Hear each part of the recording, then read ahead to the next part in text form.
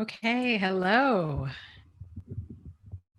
Welcome to the live stream for what is today, August 30th, 2017. My name is Dana Morningstar, and this is a live stream we do every single Wednesday night at 8:30 p.m. Eastern Standard Time. I'm a little discombobulated right now because YouTube has totally changed like the layout. So, yet another learning curve. So welcome, Mala, April, Arthur. Hello. Helene, Angelique, Peter, D-Mel. Lots of people are popping on. Jessica, Sharon. It's Sharon from Scotland. My goodness. Mala from Singapore. Namal is here. Dora. Welcome, welcome. Do we have anybody here tonight that is from Houston or surrounding areas of Houston? And if so, I hope you guys are okay. If you're not kind of up to speed with what's going on here in the U.S., the Houston area is just getting hammered with Hurricane Harvey. Oh man, it's really been something. So I hope you guys, if you're in that area, that you're safe and that you're dry and that you are able to kind of keep your spirits up during all of this. I can only imagine how challenging this must be. Malta is here. April is here. Joy, Amber. I think I saw George. Bright Blue. Roberta. Yeah, George is here. Welcome. Welcome. Yeah, Bright Blue says, yeah, sending love and healing to those from Houston and the surrounding area. Yeah, for sure. Roberta says, I have some friends down there that are opening their home to families. Patricia's in Florida. D-Mel is sending prayers as well. Lily's here. Yeah, I have some family that live in a suburb right outside of Houston. And they received some flooding, but it was only about, I don't know, I think 3 or so inches. But it's enough to, ruin your floor and your cabinets and all that. But all things considering, they're alive, they're well, they're safe. So it's really mild compared to everything else a lot of people down there are going through. See, Sharon says, my friend needs to join this to watch this live. How can she connect?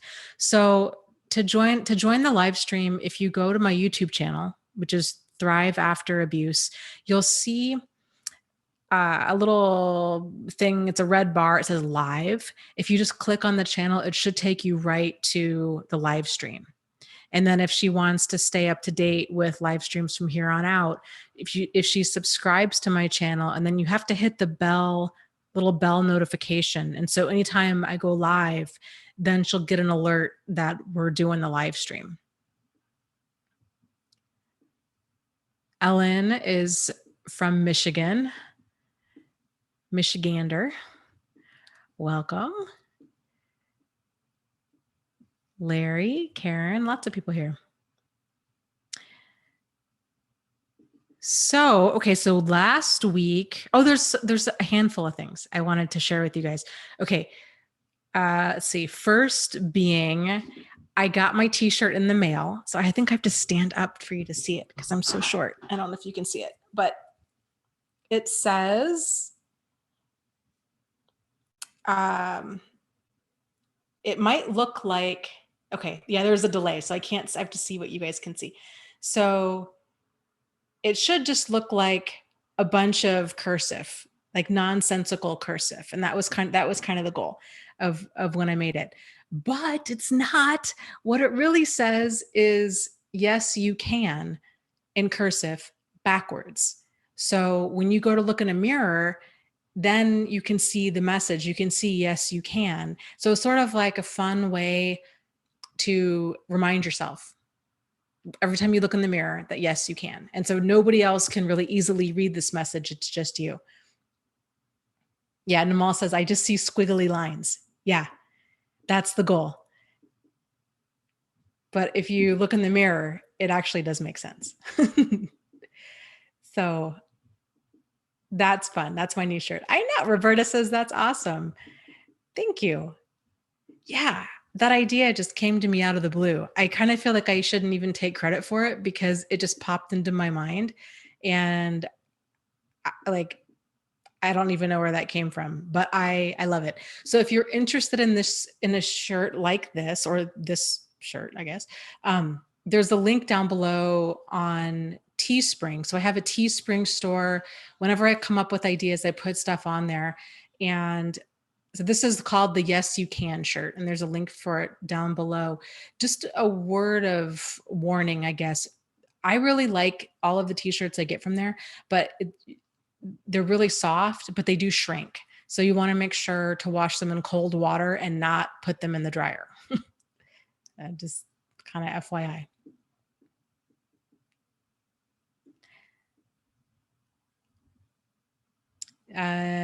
Jesus says, if my narc gets quiet, should I worry about not hearing from him? Like, does that mean when I hear from him again, it's going to be drama? Potentially. I think really any communication from a manipulative person, especially if they're sadistic or attention seeking, tends to just be drama. So if you can at all, just go no contact. That can be the easiest way to go. That way, it's because it's hard. It's difficult to live your life in a state of like hypervigilance, like that, kind of wondering, are they going to contact me? What are they going to say? When am I going to hear from them? That's a very difficult way to live. And so the more you can kind of move yourself to a place where you have peace in your life, the better off you are. And let's see, some other things I wanted to mention. Okay, before I forget, tomorrow night is book club. So, those that are in the book club, I will be sending out an email invite to that probably tomorrow morning. So, look for that. And the book is Women Who Love Psychopaths. The link to it is also down below in the description area. Even though the title of the book has to do with women that live psychopaths, it's for anybody that's in love with the psychopath. So it's a good book. It's an interesting book. And so the book club will be tomorrow night at 6:30 p.m. We'll see who all can make it. I'm guessing it'll go for about 2 to 3 hours. And then the other thing is the podcast. For those that have been asking about that, you can find the podcast on iTunes. And I try to the goal is to have a podcast out 3 days a week. So Monday, Wednesday, Friday is when that is happening. And the podcast is called Thrive After Abuse as well, if you're trying to find me there. And Standing Firm says, my son's fiance is a narcissist and has brainwashed my son. He disowned me today. I am so heartbroken. Oh, I'm so sorry. I can imagine. And hopefully in time, he will start to realize that she's manipulative and kind of the damage that she's doing. Unfortunately, when a person has that deep emotional investment, when they're in love, they just don't see things clearly. And one of the best things that you can do during this time is just to let him know, and I know he's disowned you, but like, I love you. My door is always open for you. And to not criticize her directly, because that would even further shut down communication if he were to ever try to open the door to you. Just to try to kind of plant seeds of, that your family, that you guys love him, that you support him, that you're always there for him. And if he does start ever talking to you, or if he does have family members that he does talk to, if they can kind of plant some seeds about, kind of like what's problematic, and kind of get him thinking, and hopefully in time he will come around. Okay. Standing Firm says, yeah, I did tell him that. And unfortunately, that's about all you can do. Just try to make it seem like you're open to her, you're open to them being married. that you love and support him. That way you're not coming across as a threat, because anything that's a threat to their relationship, she's going to make it seem like everybody else is the problem instead of her. And the level of brainwashing can be really deep.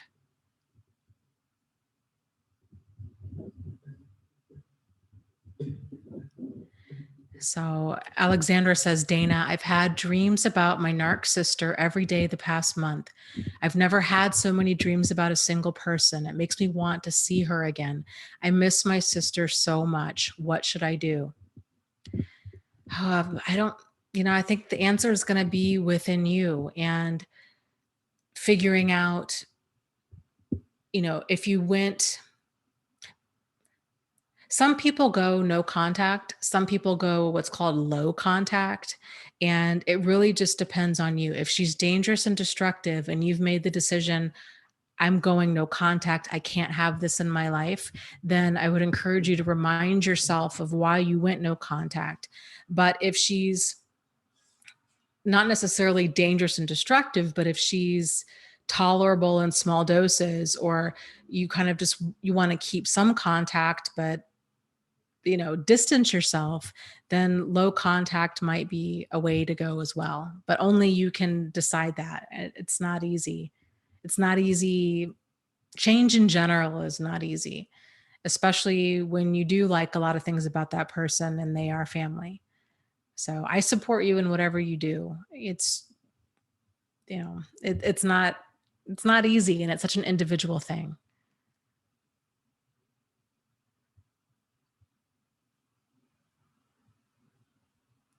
Oh, Standing Firm says, yes, I've been her target from the beginning. I already made the mistake of trying to tell him about narcissists. Yeah, it's hard. I mean, we all want to warn other people.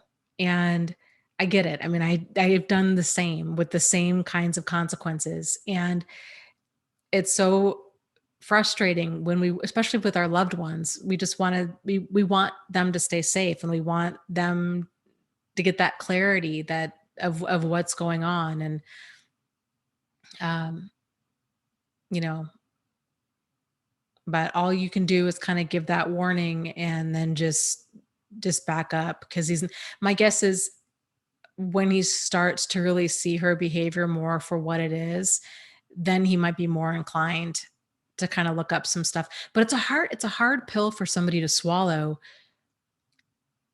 to think that their fiance or that their spouse or whoever could actually be like a narcissist. And that label can feel really harsh and very heavy. And then of course it's understandable that people are going to want to get clarity. They're like, well, maybe, because I see this, I went through this too, where people start dividing the world into two categories of like narcissists and then non-narcissists.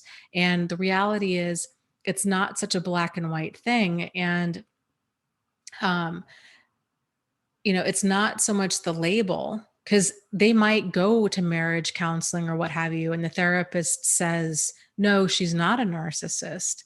And then he's kind of back at square one again, or you guys are back at square one again, trying to figure out what you're dealing with. And so it's not so much the label that's important, it's the behavior. And so if you can speak to specifics about that, if he does ever start mentioning things that just kind of, and this can be a good way to plant some seeds to just encourage a person, look up gaslighting, or look up projection, or, um, you know, the book, frankly, the book, The Verbally Abusive Relationship, is fantastic. And that can oftentimes provide a lot of clarity to somebody.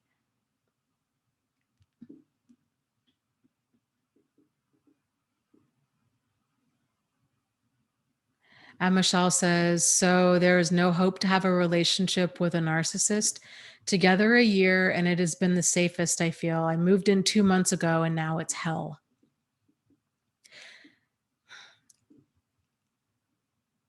So again, if we put that word aside, put the word narcissist aside, and if you look at it in terms of, can you have a relationship with a person who runs really hot and cold like that?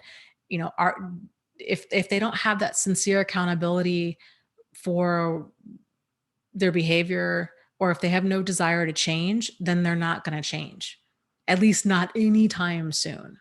And that's kind of the pattern of an abusive relationship is things go really great until they kind of have their target kind of locked in to where the target's moved in, they're pregnant, um, they bought a house together, they have children, these kinds of things. That's when those behavior changes most, not always, but a lot of times they tend to get worse because they get comfortable in that relationship and they don't have to wear that mask of a great person so much anymore.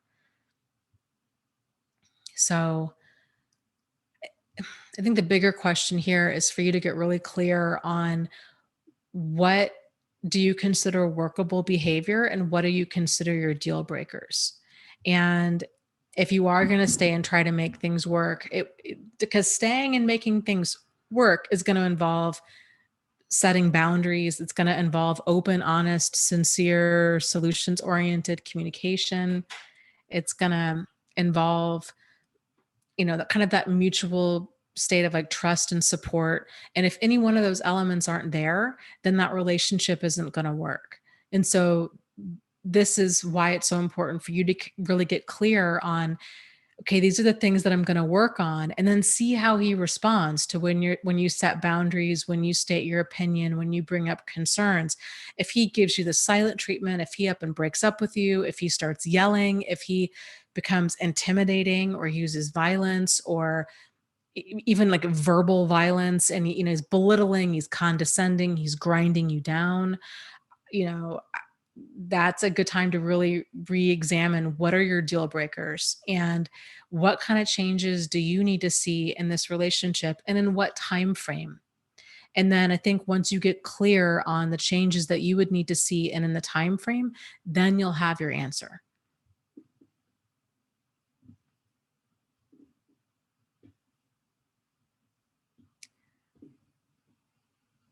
Patricia says, I feel like I can't trust anyone anymore. Yeah, and that's very common. I don't think I've ever met a person, myself included, who has been through something like this and who hasn't had an issue with trust, because it's really jarring and kind of disorienting when you get out of this and you think, well, who else has a hidden agenda and who else is going to have these, who else could hurt me this much that I once loved. And it's very kind of eye-opening when you realize that that people in the world are not all like you or like us. And when you start thinking about it, it's just a harsh realization. I mean, most normal, decent people go through life thinking that other people are like them. And we know that there are problematic people out there, but we all just kind of think that we'd be able to spot them coming. And so when we come across these kind of wolves in sheep's clothing, or when we get hurt like this, it's terrifying because then we realize that our previous kind of beliefs on how to keep ourselves safe weren't accurate. And so then we're kind of in this state of like hypervigilance and we have a hard time trusting. The big takeaway in all of this is, I think for a lot of people, myself included again, is we were very quick to take other people at face value and to assume right off the bat that they had the same morals and values as us. Now, granted, a lot of them are highly manipulative and did a really great job at, mirroring back to you and to me, kind of our own morals and values. So we legitimately thought that we shared the same belief system because they were basically pretending to have the same belief system. So, the only way to kind of really not get badly burned again by something like this is to go slow and to realize, especially with online dating, because anybody can pretend to be anything on the internet. So to go really slow, to not get emotionally invested right off the bat. So, and a great way to do this is to make sure that you have some sort of support system, some friends or acquaintances that you're spending time with, that you have hobbies and interests, that you have a life that you already love. And then that way, when you do start dating again, or even meeting new people as friends, you're not so starved out in that area that you're quick to make that new person your whole world, because that's where a lot of us get caught up with these people. A lot of people, they might have been recently widowed or fairly recently divorced, or out of an even more abusive relationship, or just like new to town or lonely, and so they don't even realize that they're emotionally starved out, and which makes so they're vulnerable and they don't even realize it. So you kind of couple this existing vulnerability with the fact that uh, they're quick to trust, and they're a normal, decent person. And this kind of stuff is not even on the radar for most people until they go through something like this. So, you know, really realizing trust is something it's earned over time with consistent appropriate behavior. So appropriate levels of trust don't happen when you keep seeing red flag, red flag, red flag, and you're glossing over it, taking a person for face value. That's what I did. I think that's what a lot of people do. So kind of thinking, well, there's so much good about this person, nobody's perfect, and I don't want to miss out on this great person because I might have issues. Like, there's all these different ways that we can second guess ourselves, but it really does help to have kind of, this sense of stability and the support system already in our lives, because it's so much easier to walk away from something that's problematic when we have something to kind of fall back on, versus what happens to a lot of people in these kinds of relationships is they tend to lose family, they tend to lose friends, they tend to maybe not have a job, and this abusive person very quickly becomes their whole world. They don't realize this is a problem until they can no longer hang on. And then they realize, I've got to get out of here. But then they have nowhere to go, and they have nobody to lean on. So, Missouri Cowboy is here. Welcome.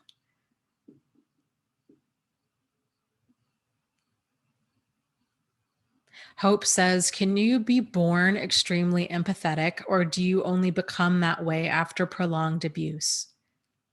That's a great question. I think probably the vast majority of people out there tend to become empathetic after some sort of abuse or neglect in their life, or they see abuse and neglect in somebody that they care for. I mean, in my own, and I think there's sometimes just people personalities. I think anybody with children will say, all of their children are very, very different. And some of them are more adventurous. Some of them are more compassionate. Some of them are just rotten apples, like everybody kind of has their own personality that they kind of come into this world with. And then the different life scenarios that we go through tend to bring forth that more so. I know for me, it was a very defining point in my life. My younger brother, who I've always adored, uh, he's dyslexic and he has ADD. And as a child, this is before dyslexia was really known as a thing. And, he was teased by teachers and by students. And, every night doing homework, he would cry, and he just had a really tough time with it. And I remember I got frustrated, and I was probably, I don't know, 10, if even that. Maybe he was 8. I might have been 8 and he might have been 6. I don't know. We were pretty young. And I was frustrated and said something mean to him. And he got so hurt, it chased me down the hallway, and he kicked a hole through my door. And I not only was I terrified, but it was that realization of how much that hurt him. And I said what I said out of frustration, and I think probably resentment. And it broke my heart to realize that I hurt him that much. And so I think it was kind of that moment that really made me a lot more empathetic and caring towards him, and I think towards kind of people in general. But I'd always been the kind of kid that was really like, I loved animals, and I was just, you know, always kind of that way. But that event really brought it out. And I think you'll find that with a lot of kids that go through abuse and neglect, or that see something that they care about go through some sort of like abuse and neglect. They tend to go one of two ways. Either they lash out and they become incredibly self-centered and self-absorbed. They become the bullies and the narcissists, or they go the exact opposite and they become very kind of empathetic and more on like that codependent, kind of over-giving side of the spectrum. So is Bear here? I saw the name. Bear, wait. Oh, he's got to go to sleep. He just popped in. Bear, I did get your email with the Templeton shirt drawing, which was hilarious. So thank you. Thank you for that. That was great. Totally. I was totally not expecting that. Let's see. Lucy is here. Hello, Lucy.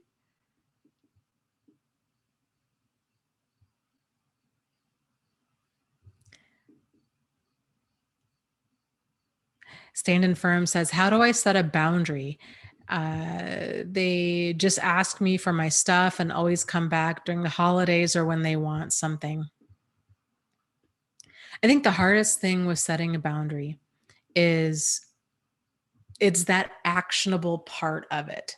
So, it's one thing to be able to assert ourselves, but it's the other thing to actually back it up. And, for a lot of us, if we've got these tense relationships or this narcissistic person in our life, it can be really difficult to try to set a boundary if we're so afraid that they're actually going to leave. And it can eventually get to that place where we have to be okay with saying, like, I love you, I want you in my life, but not if it's going to mean that I have to walk on eggshells, or that we're always, one conversation away from not having a relationship. Like, then that's not really a relationship if we can't have that open, honest, sincere, solutions oriented communication. So if you do start that conversation, I would say preface it with, I love you so much. You're my son, and I want to spend time with you, but I'm feeling, so using a lot of I statements. I'm feeling that this is very one-sided, and I wish that we could have more of a relationship. I'd love to go out to lunch with you, or to chat with you more often. And what do you, would you be open to that? And how do you think we could make something like that happen? And then see what he says.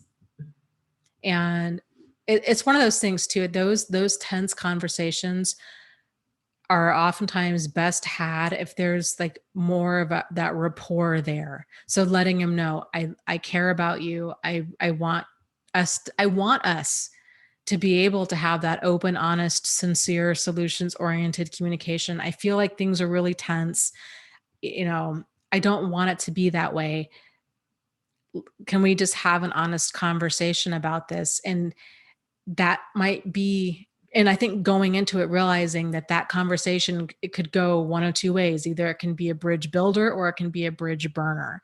And if he's got this fiance in his life that's kind of puppeteering everything, then a lot of what he might have to say might be really hurtful.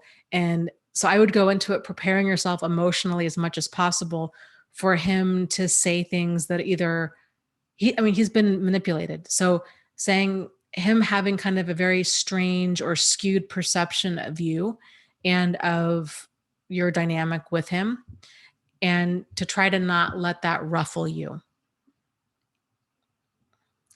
Easier said than done. Yeah. And then maybe in time saying something to him like, I get that you're upset, and I don't want to push this on you. Like, I love you and I care about you and I will always be here for you. So if you're open to talking in the future, I would love that. And then just leaving that door open. And hopefully in time, he'll start to realize that she's the problem and that it's not you. Jennifer, great question. Says the thing that bothers me the most is that before I met him, I never trusted anyone. When I met him, I trusted him like no other. How did I let that happen? You know?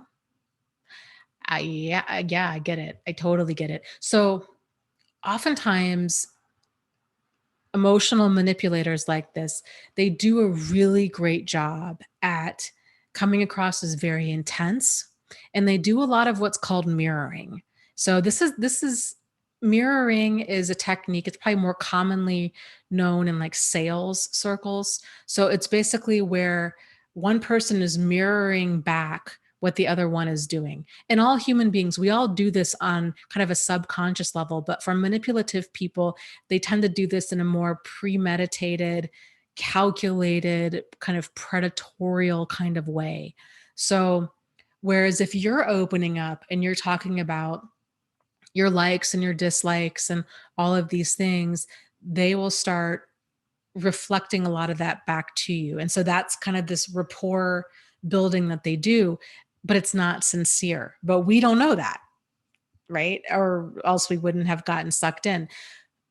It feels, not only does it feel sincere, it feels very much like this soulmate type of connection. And it's that soulmate type of connection. Like, I've never felt this way about anybody before. This person's my best friend. I can trust them with anything. We let our guard down. And then this whirlwind situation tends to pick up, where next thing we know, they're love bombing us, or they're spending all of this time and attention on us. And especially if we're starved out, or if we've never really had this kind of a connection with somebody before in a healthy way, this can feel really, this can not only not feel problematic, it can feel really healthy and ideal. And so that's how people tend to get caught up in the current that is an emotional manipulator. And it's very disorienting when a person, when they're on the other side of this, and then they realize, how did I misread this whole thing? I feel like I'm pretty empathetic. I'm a pretty good judge of character. I thought, I can really read other people's emotions. And yet here I am, I got caught up in this relationship that was a total lie. And that can be very disorienting for a person. And the reality is you got caught up with an emotional con artist. And these people are really, really good at knowing what to say and how to act and how to manipulate. And it's just very disorienting. And it takes people a while to learn to be okay with even wanting to get out there and meet new people, let alone trust new people. And this is another thing that I see often, and it also happened to me too, is a person will have a hard time trusting. And after this kind of a relationship, and then, they think, understandably so, they're like, okay, I have a hard time trusting because of this relationship. But then once that emotional devastation kind of wears off and they no longer feel blown apart and they can kind of function in life and they're not crying every day and they're able to, you know, they're not wanting to isolate, like they're actually wanting to get out there and meet new people again. And then if they encounter another manipulative person, if they open up too, especially if they open up too soon and they say, my ex was abusive, and they start telling them all kinds of stuff, an emotional manipulator is going to use all of that against you. And so it's very common for a person, when they do start getting back out there and they encounter another manipulative person, because they are out there, uh, to then really start questioning themselves, thinking like, am I really seeing red flags with this person, or do I have issues, and is it them or is it me?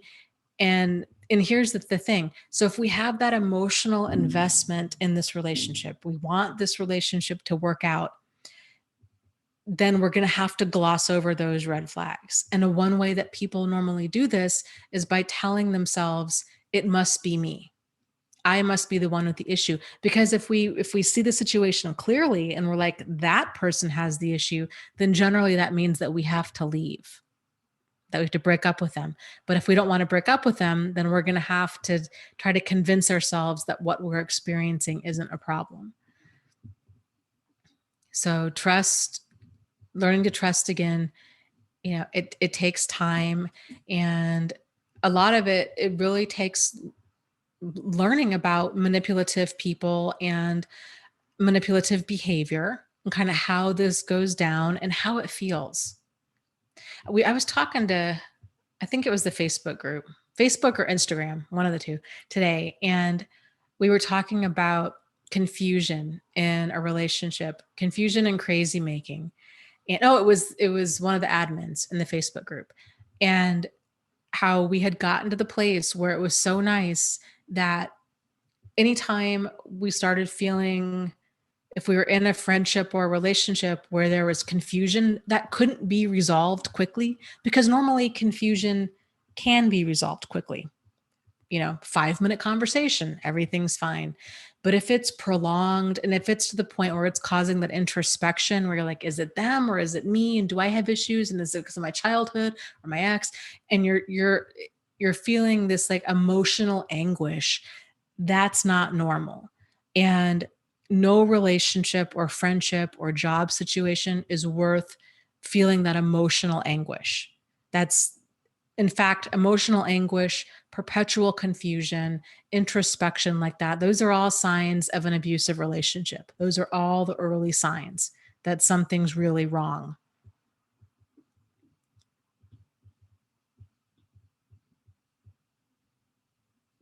Yeah, thank you. Barbie says, yeah, if you're questioning the red flags, jump on to the Thrive After Abuse Facebook support group and post about it. The people in this group will set you straight. It's a wonderful tool. Yeah. Thank you. I think support groups are fantastic. There's lots of them out there too. I strongly encourage you guys to join a handful. Every group is run a little different. Some are bigger than others, and there's pros and cons to all of it. But and I also have a website support group if you're looking for a smaller group that's not on Facebook.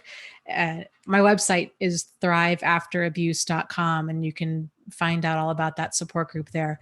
But yeah, getting that validation from other people that have been there, done that is huge, because there's so many challenges people go through in healing from this. And a big one is a lot of this kind of well-intended bad advice that's floating out there, where they start kind of questioning, is this weird? Is this off? Is it me? Is it them? Right? That's the confusion, and it's that introspection, and it's that kind of mental, it starts off as more of like torment, but then it grows to anguish. If they start asking other people that have not been through something like this, odds are other people are going to justify it and be like, oh, well, nobody's perfect. Or, maybe that's just her sense of humor, or maybe that's just how he flirts, or maybe you're just too sensitive. They're going to justify. It's so important that we learn to turn inward and trust our judgment. And this takes time and it takes practice.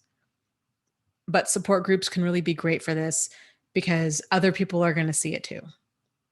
So, and you might find yourself discouraged at first, thinking like, man, what is going on? Every single person I keep coming across seems like red flag city. And the reality is, once your eyes are more open to dysfunction and abuse and manipulation, you see it for what it is. But so much of the world is still very much asleep to this. And so, yeah, it is going to take a lot longer to find a person that you click with who is not manipulative or abusive or looking to use you or what have you. But the reality is, it might take a little bit longer, but what you're going to find in the long run is more genuine. But yes, it can be a little discouraging at first. So hang in there.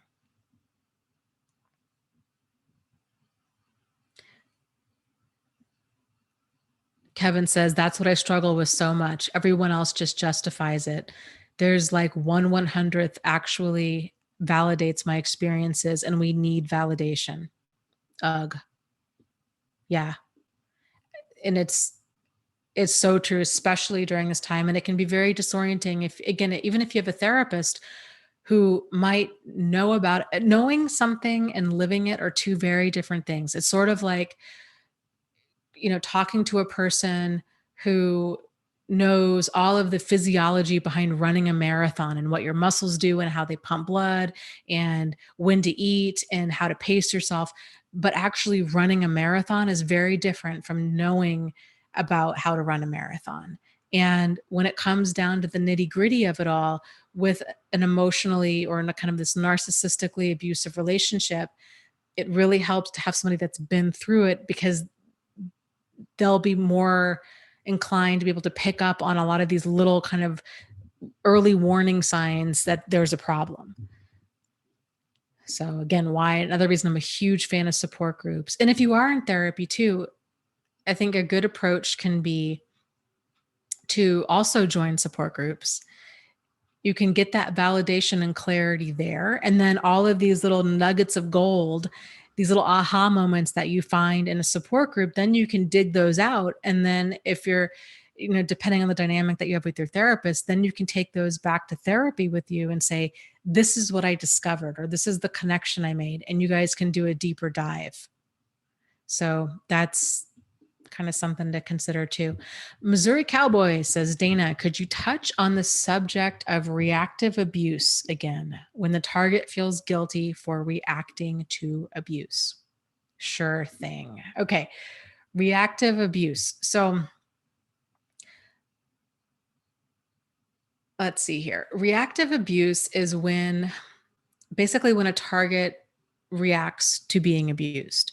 So what tends to happen is an abusive person will push and push and push, kind of literally and verbally and physically and psychologically. They're just going to push a person. They're stonewalling, they're withholding, they're doing silent treatment, there's grinding down, there's that infuriating inability or lack of desire for them to communicate honestly.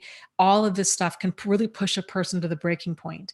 And so then what happens is the person on the receiving end of all of this, kind of stonewalling of communication tends to snap, and they lash out and generally act in ways that they don't normally act. So they might become violent. They might become very verbally aggressive, name calling, shoving, hitting, these kinds of things.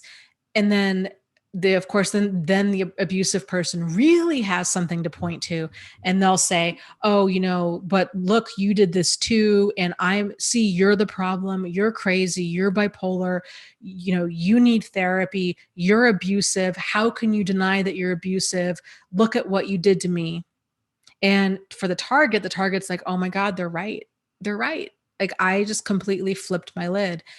And then it's really crazy making for the target, kind of wondering, maybe we're both to blame and maybe I really am the problem. But what's really going on is everybody has their breaking point. And if a person is continually, like when you're around a crazy maker, it's normal for a person to feel and act crazy. So these relationships can really get out of hand quickly. And this is why I'm a big fan of, nobody is worth your safety or your sanity. And if you're finding yourself really being pushed to the brink, that's a problem. That's a big problem. That's not normal. So, but oftentimes when that target does finally react, they do feel guilty.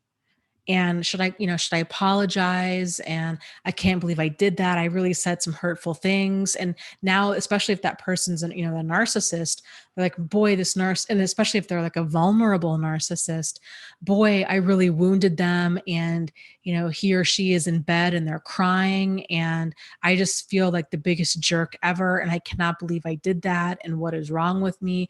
And there's all kinds of this shame and guilt and this kind of drive to make sure that they're okay and to take care of them, or to feel, really responsible, understandably so, responsible for how they behaved.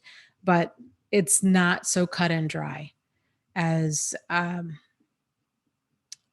as it might look on the surface.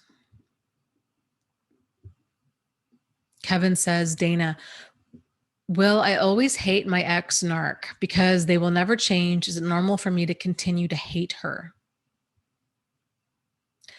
Well, they say that hate especially, is the bodyguard to hurt. And there's a lot of truth to that.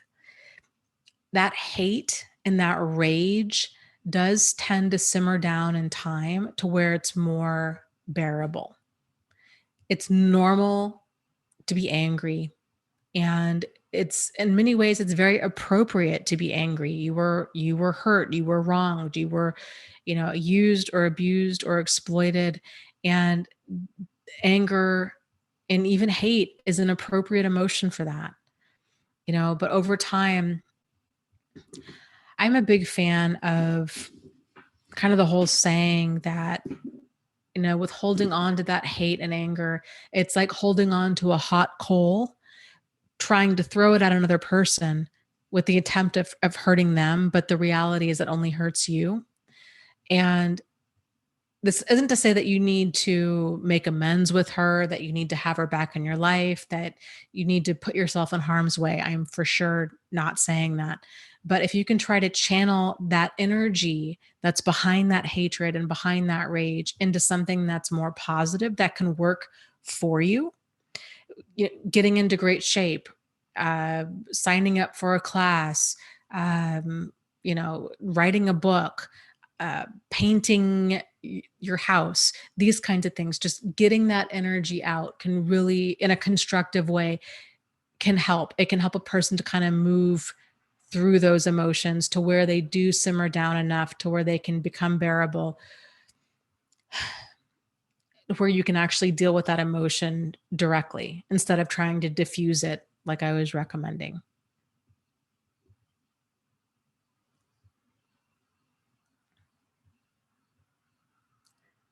So, another thing that I wanted to mention is last week. This is so weird. So last week we were talking about ASMR, and I said I didn't really know a lot about it, but I would look it up and I would get back to you guys. And I did look it up, and I fell down quite a few holes on the internet. This is really interesting. I learned a ton. So I'm glad you guys brought this up. So ASMR, if you're not familiar with it, stands for Autonomous Sensory Meridian Response. And this comes from Wikipedia, by the way. And it's a term that's used to describe an experience characterized by a static-like or tingling sensation on the skin that typically begins on the scalp and moves down the back of the neck and upper spine. It's a flow-like mental state that's triggered by specific sounds or visuals. It's deeply relaxing and comforting, and it's usually accompanied by tingling sensations in the head. It can be triggered by a wide range of things, such as gentle whispering, crinkling sounds, getting a haircut, watching someone paint, like Bob Ross, or let's see, I think massage, or they said grooming or comfort. And there are some really interesting videos out there. Oh my gosh. So one of the ones I came across was of a gal who was dressed as a flight attendant, and it was like ASMR role play. So she was dressed as a flight attendant in she was going through like the normal flight attendant speech, and she was kind of making these gestures, but had a very calming voice, and kind of the whole goal was to make people feel safe and secure. Very different. I'd never encountered anything like that before. Very interesting. So, but they also said, on a in-person basis, grooming of any kind. So getting a haircut, getting your hair blow dried by somebody, getting your nails done, something that makes a person feel cared for can be very helpful. And they also said that roughly only 20% of the people out there tend to have this kind of ASMR type experience, but that because different sounds or techniques like video versus in person, these kinds of things, different techniques have different effects on different people, to experiment with several of them and to see which ones help. But these ASMR videos and even in-person things have been known to help people that have chronic pain, PTSD, anxiety, I would imagine in general. And it's interesting. So you might want to check them out. I'd be curious to know what you guys think, because like I said, they're very different.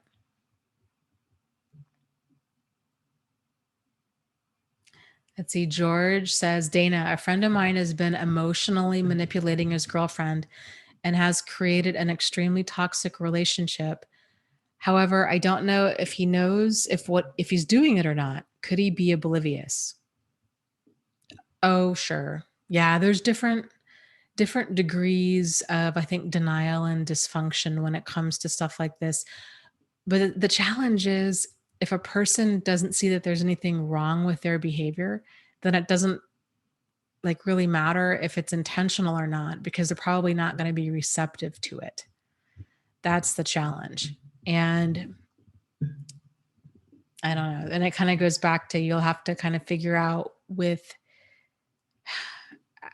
how much of that kind of stuff do you want in your life? Because that's the thing, like when we start getting healthier and like more aware and awake to this kind of stuff, you'll probably find that your fuse for a lot of this stuff is very short. And it kind of gets to the point where like, okay, no more crazy makers, no more confusing relationships, no more drama, no more dysfunction. I just want people that are going to be on the level, like, that know how to treat other adults. And, so dysfunction can come across in a wide variety of ways. Drama can come across in a wide variety of ways. It kind of just boils down to, what do you want in your life? And maybe this person, there's a lot of value that you get from him as a friend in like a certain capacity. Maybe you really enjoy, maybe he's like your drinking buddy or like your golfing buddy, or the one that you normally call when you have a problem, or maybe he's got a great sense of humor, kind of whatever it is that makes for that friendship for you. But to be very clear, is this still a friendship, or there's that state of mutual trust and support? Or am I just quote unquote friends with this guy because he is my golfing buddy? How much do you really have in common there? So that's something else to kind of look at. And to see, now that you're seeing, boy, this guy is like really manipulative with his girlfriend, to kind of think, okay, I had this guy in my inner circle before, but based on kind of what I'm seeing and knowing what you know about problematic behavior, how a person does something is how they do everything. It's very rare, if even possible, for a person. Most people don't have like healthy behavior in one area and then like they're really emotionally manipulative and destructive in another. Like we all tend to bring ourselves wherever we go, right? Like there, wherever you go, there you are, kind of a thing. And emotional manipulators are the same way. So if you're seeing stuff that you're like, boy, that's a lot of red flag stuff, odds are he's going to be like that in your friendship or has already been like that in your friendship and you just haven't noticed it yet. So that's something else to kind of keep in mind. Let's see. Missouri Cowboy, thank you for the live stream donation. That is much appreciated. Did you normally write something and I don't see anything written. I just want to make sure I'm not missing something here.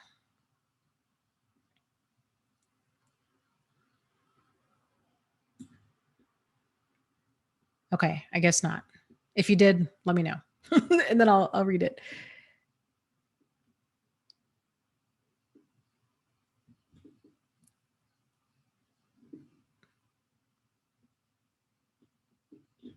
Okay, let's see. Let me scroll down here.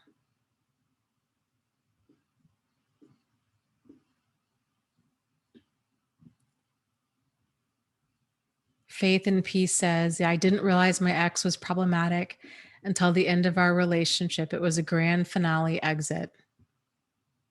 Yeah, those are, I think there's a few of us in here that have experienced that.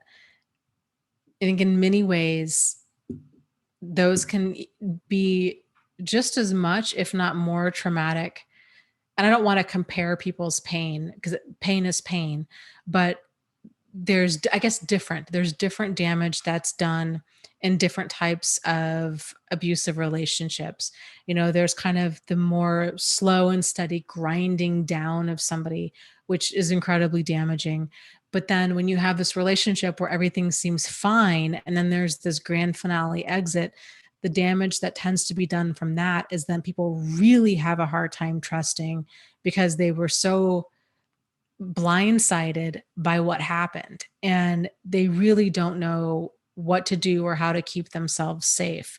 That was something that I really struggled with, especially with my relationship with Jack.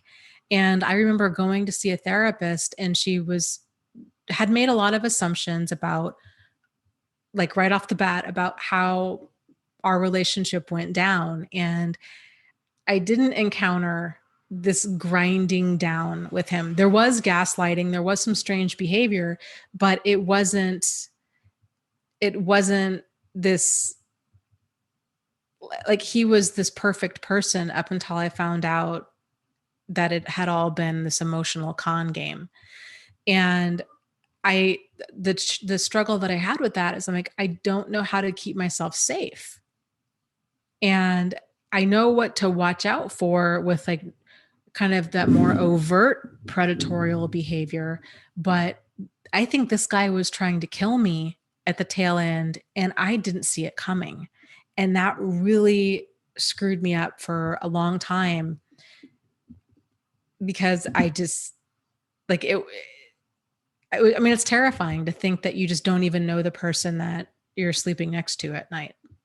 And worse, to think to make that kind of error in judgment that this person you thought was really on your side and they're, like, totally okay with trying to kill you.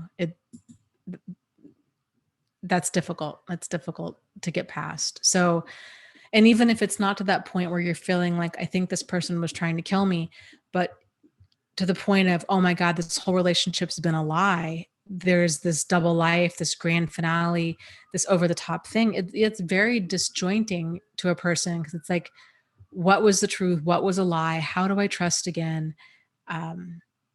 Why me? Was it me or was it him? It's just, it's hard. It's hard.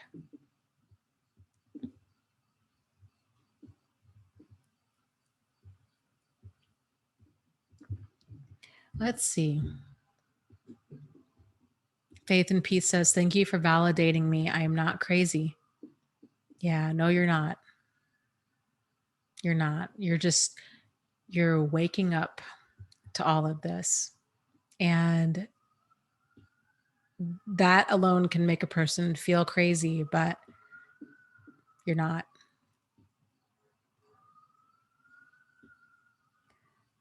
I feel like it's sort of like finding out that there's vampires in the world and nobody else believes you, but you're like, I know what I saw. And, or not even vampires, like just evil, like pure evil. And to other people, it's hard. I think it's hard for any of us to really think that we could have somebody in our life that is so malicious and sadistic and intentional with the harm that they cause. It's just so outside of the realm of how we think the world works. So many of us go through life thinking, if I'm a nice, decent person to you, you're going to be a nice, decent person to me. And when that doesn't happen, then it really throws us for a loop and we start to question the way the world works and kind of our place in it. And here's another thing I see, and again, I've been there too. A lot of people getting Another place people tend to get stuck is on fairness. So a lot of people, when they come out on the other end of this, they're like, this isn't fair. What about karma? I want them to suffer. How come they moved on like nothing happened? And, they've got this, they seem to have this great life and there's no consequences. And I'm left, my bank account's drained. I'm left emotionally devastated. I just was so used, abused, and exploited. It's not fair. And you're right. And it's not fair. But I will tell you, one of the most probably perhaps profound realizations I've had in all of this is that life is not about fairness. It's about growth. It's about growth. And if you can shift your focus away from fairness, because that will keep you stuck, and focus on, okay, there's two ways that this can go down. This can either sink me, or I can use this and have this take me to the next level. And I can use this for my highest and greatest good. I can use this and squeeze out all of the growth possible from this. And then also deciding along the way of, I'm not going to let this ruin my life, and I'm not going to let this make me bitter and angry. And even if you don't know how to not let this ruin your life, or how to not let this make you bitter and angry, just setting that intention is a really good place to steer into. So I hope that helps. It took me a long time to truly realize, like, this is about growth, and that's a huge gift in and of itself. It really, really is. And I know it's one of those feelings of, it's not a gift you wanted, right? Like, you wanted to just be happy and be in love, but instead, or have a parent that you could trust or love or what have you, but instead you got this. And it's really just trying to make the most of it and use it for your highest and greatest good, or use it for the highest and greatest good of others. That's how we win from this. Okay, Sivan says, thank you for hosting this. The validation from all of you has helped me to feel less alone and crazy, as well as provides an education that I think I am beginning to think is inexhaustible. And thank you so much for the live stream donation. And I'm so glad to hear that. That these live streams are so helpful. And I really feel that even though none of us want to be here, right? Like, we all wish this didn't happen to us, but there really is so much that we can learn from this, and learn about ourselves, and learn about, my goodness, learning to trust your judgment, learning to trust your gut instinct. That is huge, huge, huge, huge. And once you get that down, and it takes practice and it takes time, but it can almost feel like a superpower, because you're going to start seeing things that other people just don't see. And it's so I get goosebumps thinking about it. Like, it's so cool and rewarding to not need other people's validation. To just be like, you know what? There's a lot of things that are off about this, and I'm just going to steer clear of it. And then when things do blow up, people are like, man, how did you know? And you see the signs for what they are. You're not living in a rationalized reality, which is what a lot of people are living in when they're not seeing things clearly.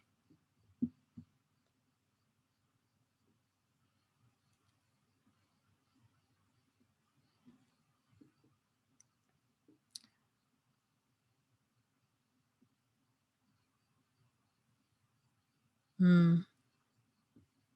Dora says, Dana, does my ex narc now? Oh, wait, I lost it. Now 7 weeks. Even does he even think of me? He has a new girlfriend. I feel betrayed. I'm sad, but I'm not broken. I cry a lot. He lives 2 doors down. I'm selling and moving.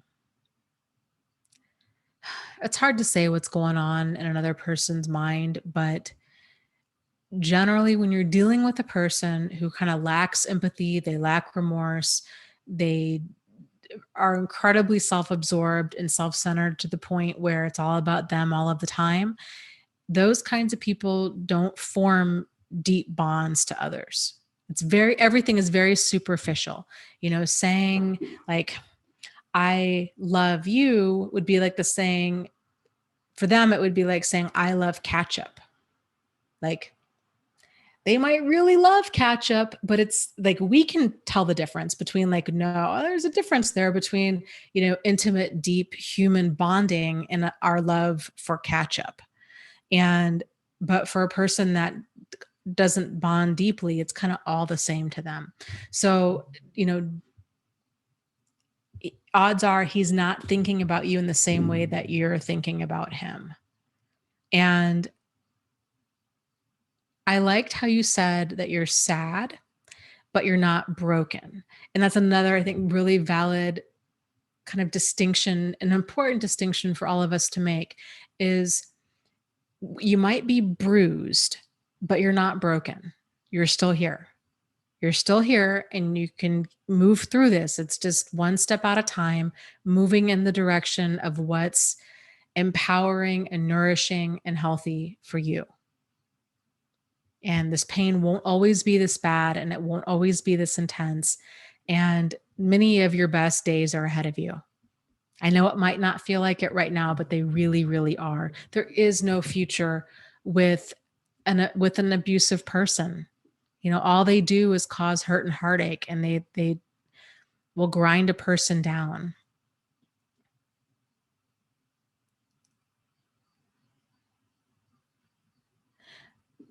Okay, let's see. Barbie says, hey, Dana, I'm at 1 month no contact and I have no desire to speak to him, so yay.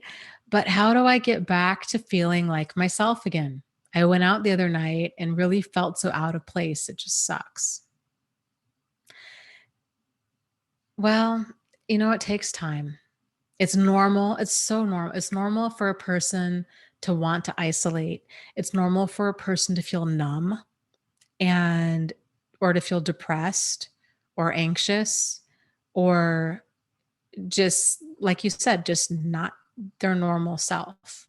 Sort of like kind of this like disassociative type state where they feel like they know that they're there. Like if you're out at the bar with your friends, you know that you're there, but it kind of feels like you're detached from yourself, that you're kind of all of this is going down like a movie, that you're not really in it. And that does tend to pass in time. You're fresh out of the gate. 1 month no contact is a huge victory. So yay you for that. But it does take a little time to kind of find your groove again. I love the fact that you're going out, and I would encourage you to keep doing that. Keep going out with people that you trust, people that ideally that you've known for a while, or if you don't, or if you're at a place where you don't have a lot of support system, meetup.com can be a great place to go out and kind of meet new people in a in a safer way, safer than dating, kind of a friendly way. You're going out, you're, experimenting with, new things, hobbies, these kinds of things, getting to meet new people, and, slowly kind of getting back into life again.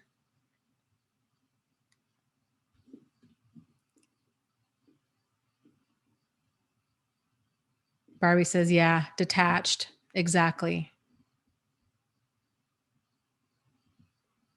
Yeah, it does. It'll take some time.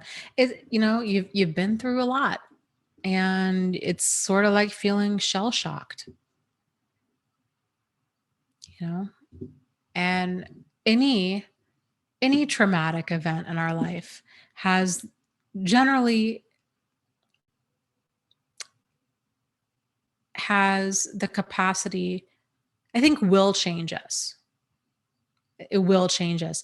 But it's more sort of like Maya Angelou once said, you know, the events in my life, I might be changed by the events that happened to me in my life, but I can refuse to be reduced by them.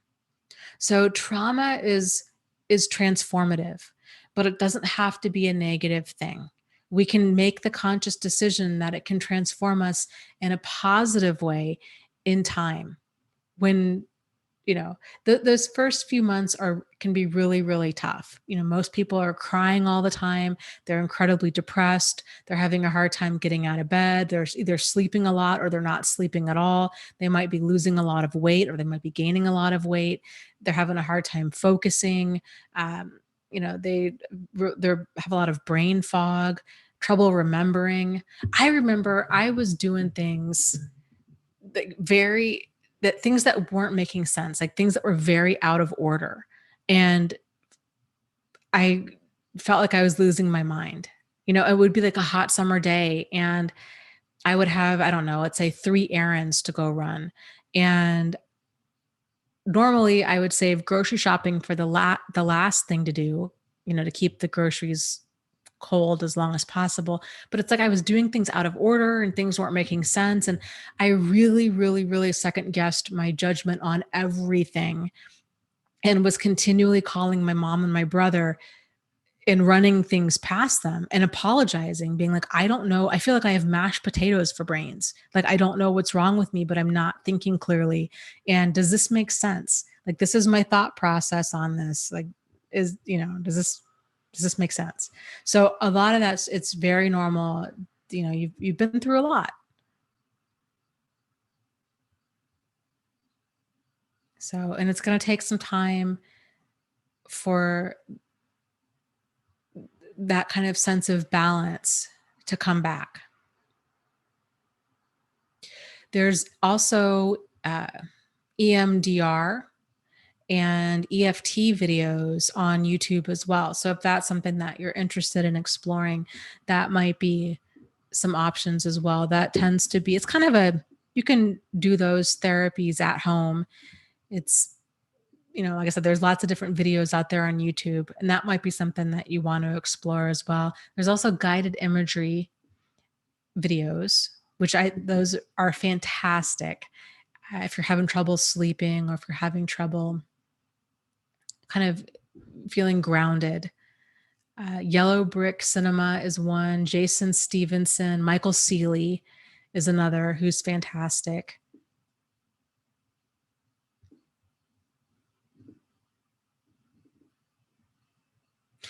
Malta asks, what is EFT? EFT stands for Emotional Freedom Technique. You might have heard it referred to as the tapping therapy. So there's different pressure points that it helps to watch a video or to have somebody in person. Some therapists are certified in this, but like I said, you can find videos on YouTube where they'll guide you through. So you'll hold on to kind of this one kind of anchoring type phrase, and then you go through and to kind of tap on these pressure points, and it helps to release this blocked emotion. And I know it sounds really hippie woo-woo. Very similar. EMDR is very similar, but it's not, there's no tapping involved, but it tends to do like with eye movement instead. I've heard a lot of, frankly, I've never heard anything bad about it. I've never heard that it hasn't worked for somebody. I've only heard really positive things from both people that have gone through it, as well from different psychiatrists and psychologists and therapists that I've known over the years. So those can be two or several really great therapies for trauma.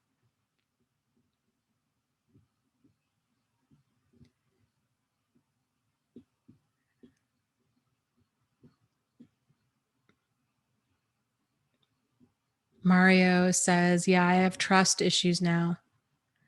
Do you ever really heal from that?" That's a great question, and something that we were talking a little bit about earlier. This is the theme for tonight, which is a good theme because it's an important thing. With trust, I think with healing in general, let's just talk about that for a little bit. When we heal from anything, because life is always about growth, right? And we never ever go back to how we were before. But that doesn't mean that we have to be, reduced by what happened to us. So life is about growth. We're always moving forward. When we heal from something, it's not going to be so much about, it's not actually going to be at all about going back to the way things were. It's going to be cultivating a really empowering new normal is what it is. It's cultivating a new level of normal. And so how you trusted before versus how you trust now versus how you trust in the future are all going to be very different things, but it doesn't have to necessarily be a bad thing. So it's normal to have issues with trust when you've been hurt like this. And in the future, it's going to be taking things a lot slower, and you might get frustrated at that, feeling like this isn't fair. I want the old me back. I want to be able to just kind of rush in and get caught up in this whirlwind. And I want to just love without abandon and take people at face value. And I miss that about me. And a lot of people miss that about themselves. However, it's I think you'll find that your friendships, your work situations, your relationships are going to dramatically improve when you take things slowly, because then you're going to be seeing things a lot more clearly. And you'll realize that, trust is something that's earned. It's not blindly given. And that trust is earned over a period of time with a person who has that, appropriate, consistent behavior. They don't have they don't have any red flags. They're not squirrely. They're not, uh, you know, like there's nothing that's making your spidey sense tingle, kind of a thing. And it just takes time, and it takes practice, because it's learning a new skill set.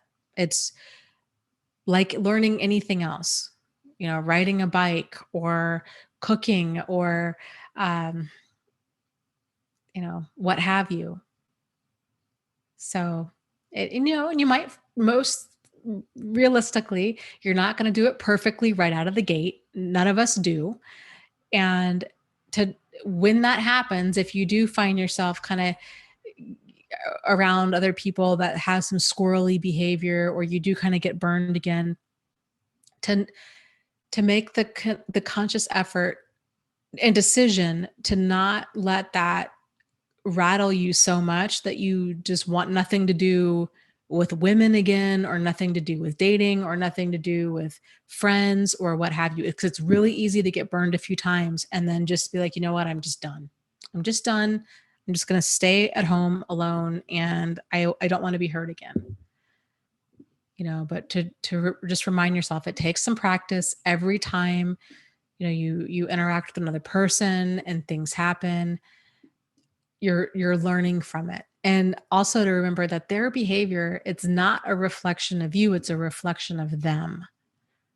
And the more practice you get with kind of people watching and kind of understanding behavior, I think when you realize that it's them, then it's a lot easier to not have it be so like emotionally devastating and take it so incredibly personal, because you realize, okay, it's them, and I got caught up in this. But had it not been me, it would have somebody else would have gotten caught up in this, and they would have been treated the same way.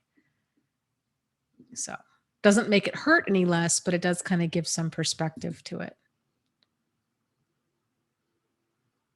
Yeah, Maria says, yep, that's where I'm at. I'm good by myself, but I know better. Yeah, it's just going slow. Going slow. Yeah, Missouri Cowboy says, yep, yep, yep. Learning to discern. Some call it the spirit of discernment versus judging.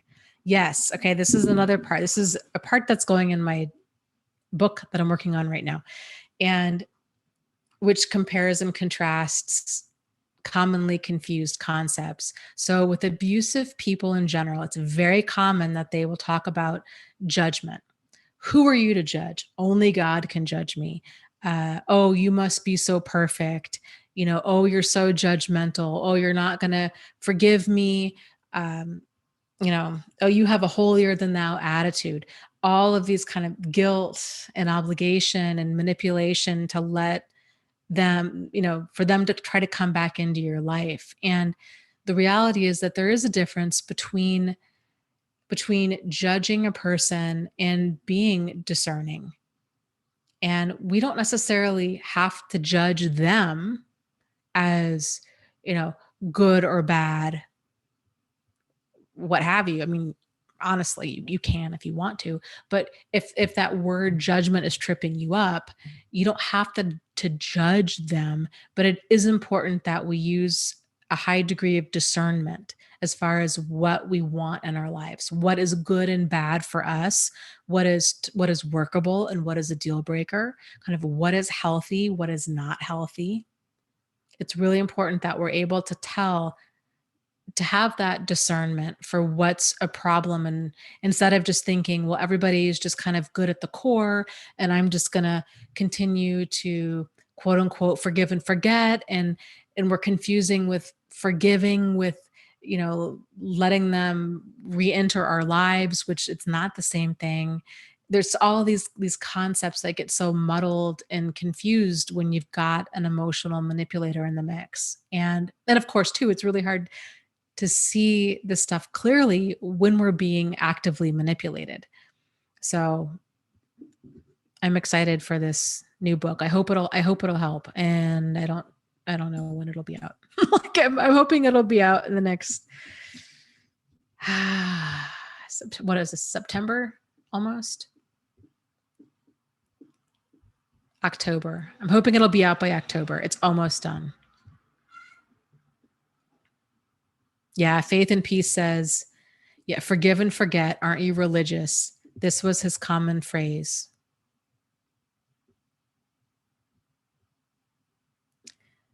Yep. All of these things have been very, very skewed to, if we don't have a solid footing in kind of our concepts of what we want in our life, and we don't have that foundation of discernment and that realization of that it's healthy. Like it's healthy for you to know yourself. It's healthy and important for you to know yourself well enough to know what nourishes you, what empowers you, and what is destructive to you. And to realize that it's important that you have boundaries, and that you just kind of know yourself well enough and think and have that self-esteem and self-worth enough to distance yourself from things and people that and situations that are destructive for you.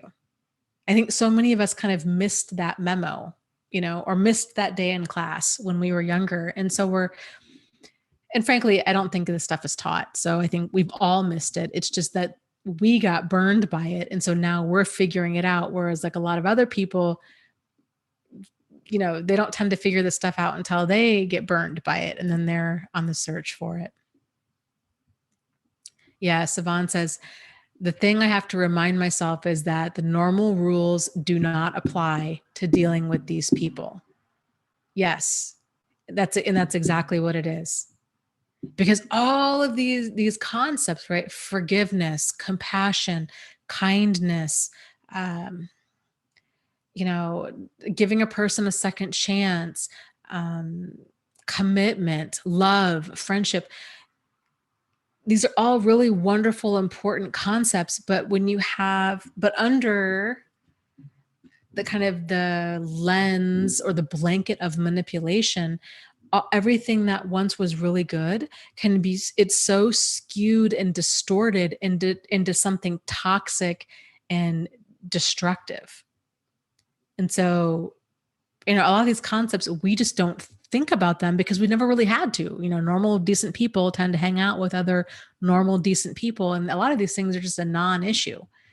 But it's not until we get tangled up with an emotional manipulator that we realize I don't like everything is so manipulated. The kind of your concept of friendship and love and commitment and what a relationship is and what forgiveness is and all of this stuff. And so a person, their head is spinning, and they're like, I don't know which end is up. And they're just perpetually confused because they're being manipulated, but they don't realize it. Okay.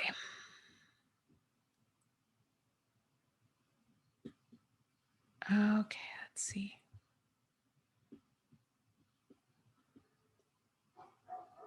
I love that. Little Miss says, I apply love, commitment, trust, and forgiveness to myself.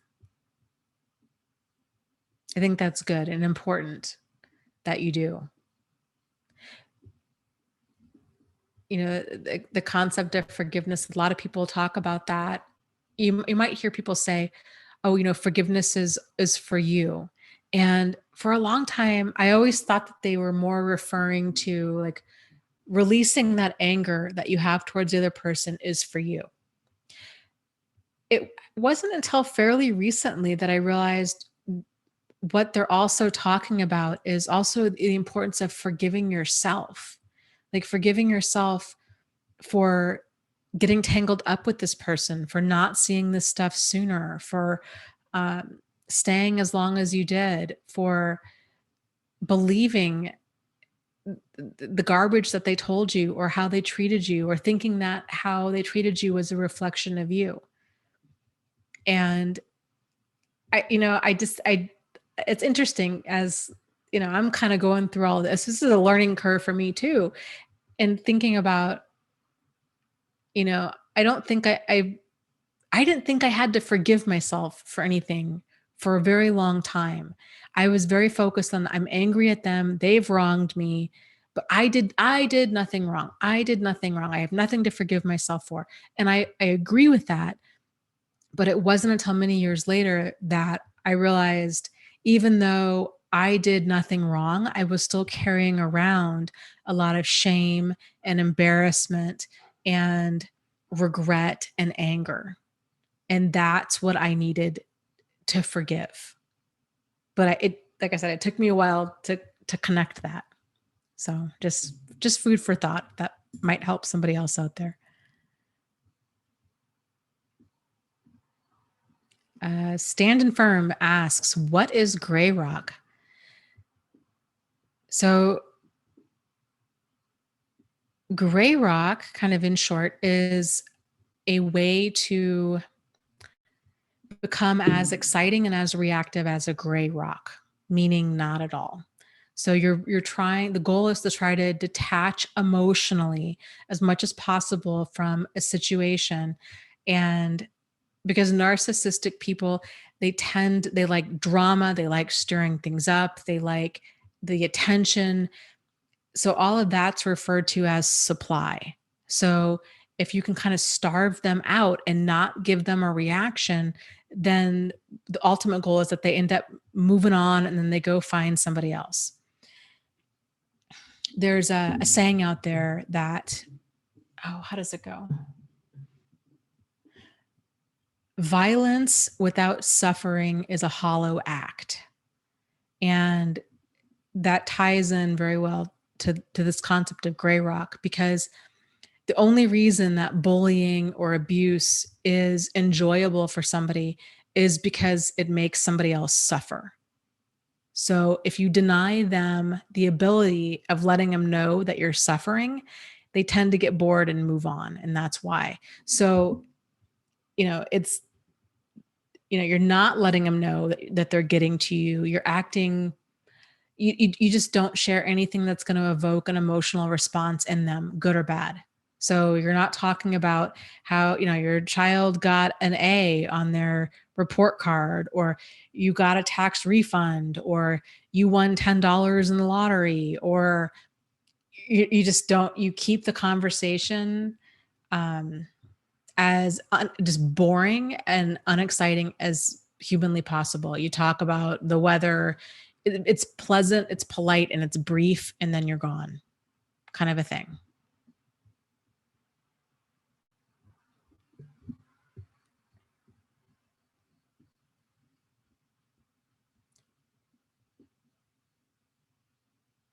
Hope says, I read the gray rock method can save your life. Yeah, I would believe it. I mean, it definitely can make your life a lot easier if you're able to see their behavior for what it is, and then to kind of plan an emotional, it definitely helps to plan an emotional response ahead of time, because abusive people knock others off balance. That's what abuse does. Like, things will be totally fine, and then boom, out of the blue, there's some sort of snarky comment. They explode into a rage.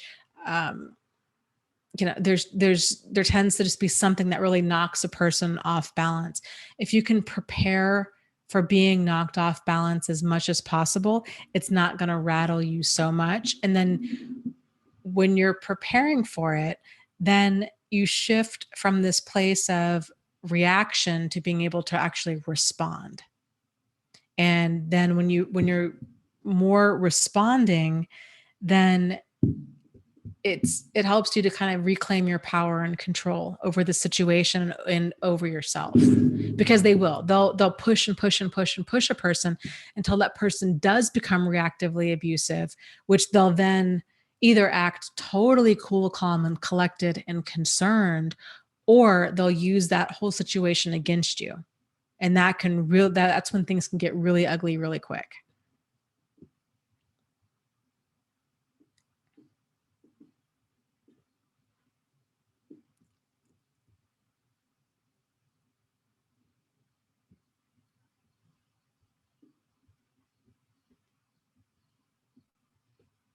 And it's hard. It's hard to be cool, calm, and collected around a person that's crazy making, because it's infuriating when a person has I mean, like, they're completely unreasonable and they're illogical and they don't even realize it.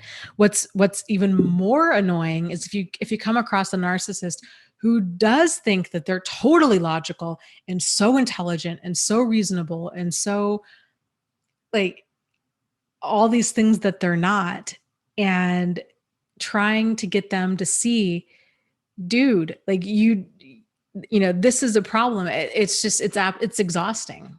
So it takes a lot of kind of practice with staying emotionally neutral to not get knocked off balance by somebody. And especially if they're sadistic and they're doing it intentionally because they enjoy seeing how amped up they can get you.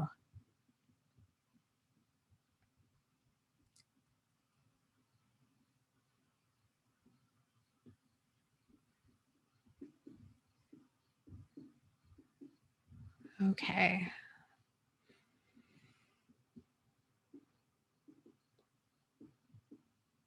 Uh, let's see here.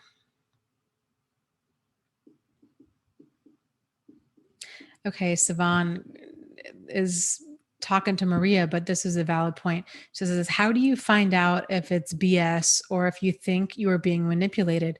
Sometimes I'm worried that I'm being hyper vigilant. Do you just sniff it and don't hang around to try to clarify? So I'll just kind of throw in my 2 cents on that. like I had mentioned earlier, my whole thing is, if confusion happens, right? And within two people, you write down the wrong thing. Somebody thinks they said one thing, they said another. Most confusion can be cleared up in a very short amount of time. A few sentences, a few minutes, problem solved. It's when it's not resolved in a short amount of time that you're generally being manipulated. So if you're finding yourself trying to reach a resolution and they're talking in circles, they're not giving you a straight answer, you feel like you're getting the runaround, you're like, why is this so difficult? And thinking to yourself, how would somebody else handle this? Like, would me and a good friend be able to resolve this within a minute? If the answer is yes, then they're intentionally trying to not work towards a solution, for whatever reason. So I'm a big fan. Like, my baseline before my baseline was trying to just stay away from narcissists and sociopaths. That's a good baseline. But the more you kind of get into all of this and realize that you value your time, you value your emotions, you value your safety and your sanity, then there's no time for crazy makers or confusing friendships or relationships or anything that's one-sided. If there's really, it just boils down to, like, if there's really not that sense of mutual trust and support with another person, then there's nothing there. And just drive on. You might feel like you're being really hyper vigilant at first.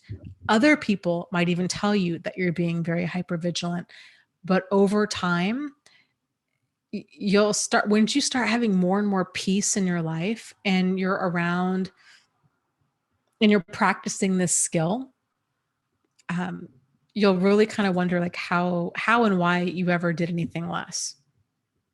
But it takes practice. But just in short, no more crazy makers. Life's too short for that. James says, it's hard for me to know when someone is toxic. Okay, that's a great point. Let's talk about that. A lot of people are in that same boat where they struggle with knowing, kind of what's workable, what's deal breaker behavior, what's toxic, and like what's kind of quote unquote normal bad behavior, and what's a healthy relationship and what's an unhealthy relationship. And so that, if you think about it in terms of, and this is something that tripped me up for a very long time, so maybe this will help you, is don't go for normal. Because normal, like what's normal, quote unquote, normal bad behavior or normal relationship or normal behavior in general, what's normal tends to be just different shades of dysfunction. So go for healthy. And what's healthy is, it's that state of mutual trust and support. And that happens, it's earned, and it's something that happens over time. And that open, honest, sincere, solutions-oriented communication and, honesty, these kinds of things. So those are the foundations of what's healthy. And then comes the part where it's knowing yourself enough that you're refining kind of what you need in order to, what would make for a good relationship for you. So let's say, for example, if music is a really big part of your life, or sports, and you're like, man, I live for sports. I watch every single game on TV. I go see them live as much as I can. It might be really important for you to find somebody, friends or a significant other, that's also really big into sports because it's a big thing for you. Or maybe at a minimum, they have to at least be okay and supportive that that's a big thing for you and not try to change that about you. Another big thing for you might be you might decide that you want to have children, let's say 5 children. Like you want to have a big family. You know, it might be a deal breaker for you if you are in a relationship and that person doesn't want children. So these kinds of things, this is where it kind of, or with religion, what do you feel about religion? And is that going to be a deal maker or a deal breaker? And, really kind of getting to know yourself. Do you want to, live in the same city that you live in? Or do you see what I'm saying? So it's knowing yourself enough to know what some of these important elements are for you that you're not willing to compromise on. So, and it makes, once you kind of know that stuff about yourself, it makes dating and it makes friends and that kind of stuff, it makes things a lot easier, because then you're not trying to navigate all of that when you're already kind of caught up with feelings. So, but okay, so we just talked about what's healthy. If you kind of reverse that, anything that's the opposite of that is going to be what's toxic. So, we were talking about open, honest, sincere, solutions-oriented communication is healthy. The opposite, instead of open, it would be closed. So like silent treatment, or what's called stonewalling, where they just won't give you a straight answer. They don't want to talk about things. So closed communication, dishonest communication, so lying, open, honest, sincere, insincere. So, again, lying, being exploitative, using you, open, honest, sincere, solutions oriented. So the opposite of solutions oriented would be somebody that's crazy making, where they're not trying to reach a solution. They're more focused on winning the conversation, just dominating the conversation, getting you to see things their way. They're rigid, they're inflexible, they're not ready, willing, or sincerely able to work as a team. Any one of those things would fall under the umbrella of toxic. And then, of course, too, any type of, using, abusing, exploiting, neglecting, all toxic, toxic, toxic, toxic. And a great way to kind of double check, I guess, is to pay attention to how you feel. When you're with healthy people, you tend to feel healthy. You have energy, you feel vibrant, you feel empowered, you feel energized, you feel like you can breathe, you feel like you can be yourself. You're comfortable. So there's a lot of positive emotions that you feel when you're around somebody that's healthy. Even if they're telling you something that you don't want to hear, you still feel like there's that sincerity, and that they're telling you something out of concern, that they're not trying to hurt you. Or if you have a fight with them, they're not trying to destroy you. They're frustrated, they're fighting, they might, however they're going to handle it, they're going to handle it. But fighting doesn't need to go to the point of like dominance, where they're trying to dominate the other person, and then they play to destroy. Like that's toxic. So when you're around toxic people, you tend to feel, or situations, you tend to feel anxious, depressed, fearful, drained, tired, exhausted, ground down, all kind of these range of very unpleasant, uncomfortable, kind of negative emotions. You feel like you're being poisoned. I mean, you feel like you're around something toxic.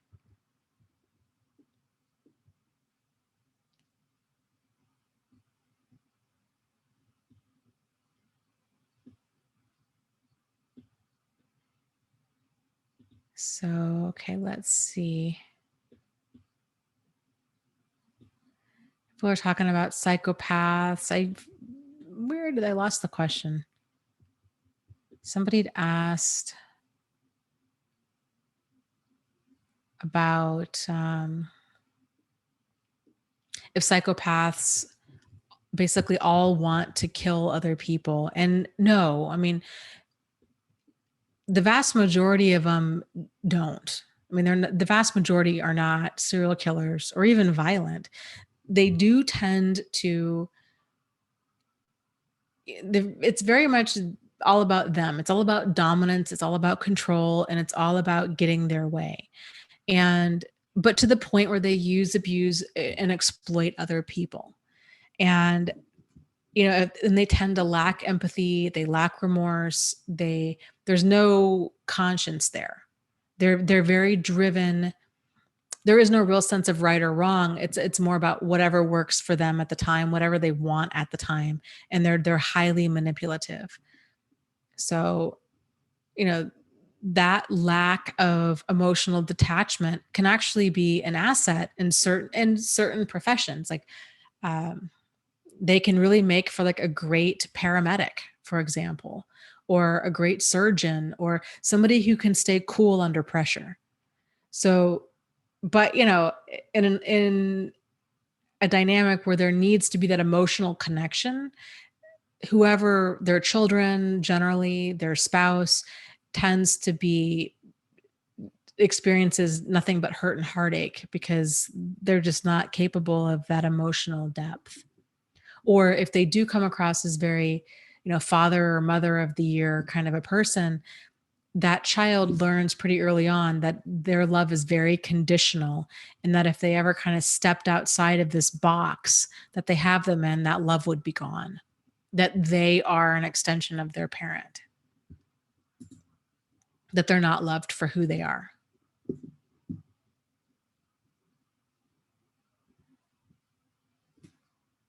Okay.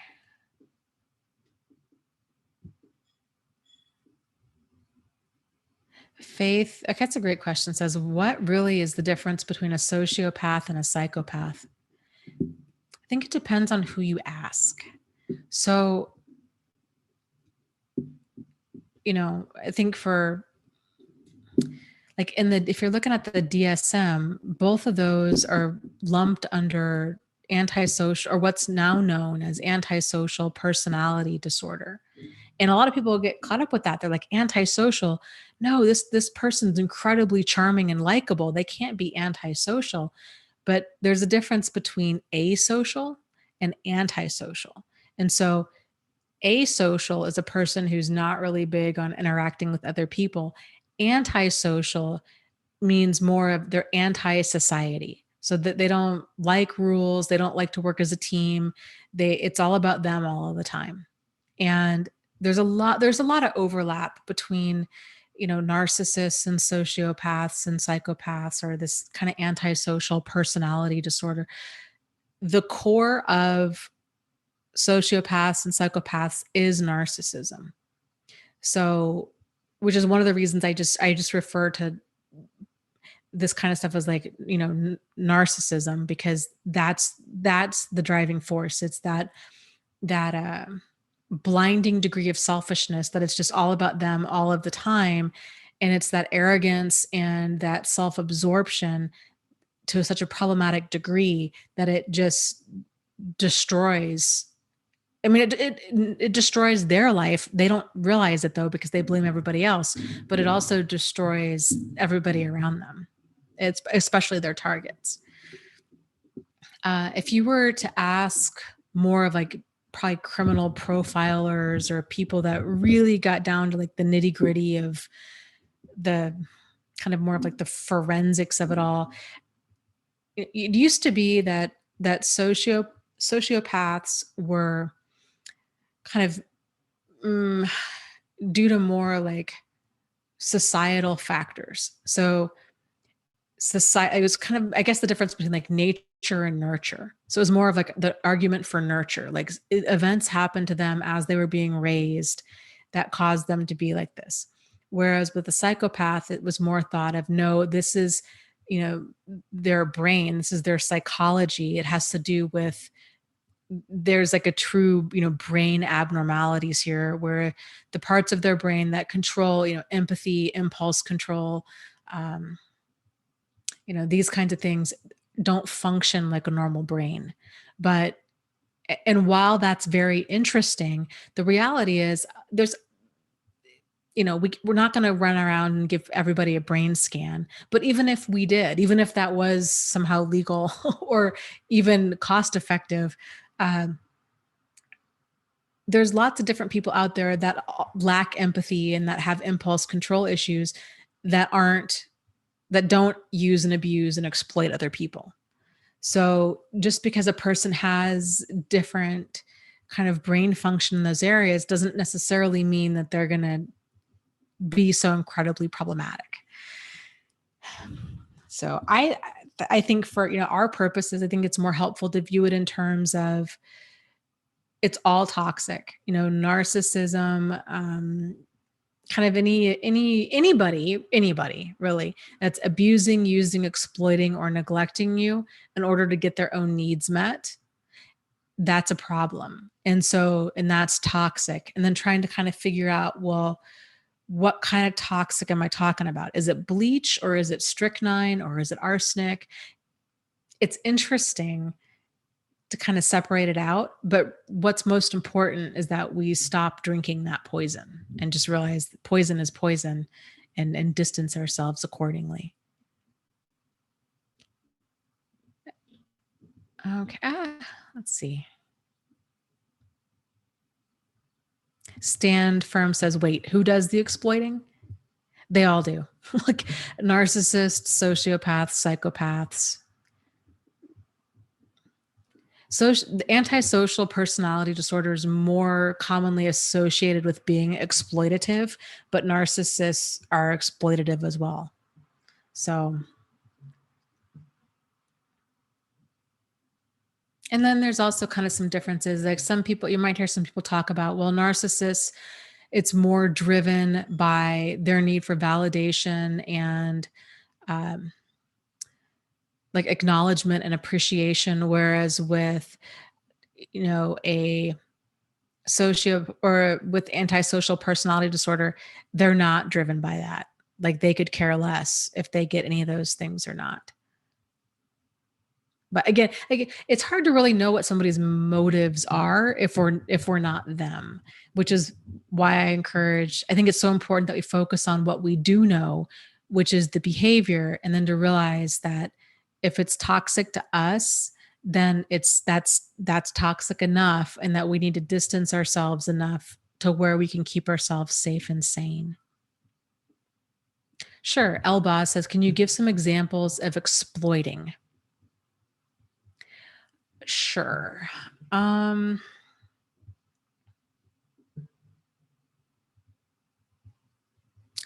Let's see. Exploiting somebody. I think any online dating scam. You've got a, let's say for an example, online dating scammer finds a woman who's recently widowed and tells her he wants to be her ideal partner. I love you. I'm all about trust and fidelity and commitment and family. He's telling her everything that she wants to hear. He's a con artist. So con artists in general would be considered like highly exploitative. So they're manipulating and using a person for their personal gain. They're telling a person everything that they want to hear in order to get money out of them, in order to get sex out of them, in order, to exploit them for their own gain.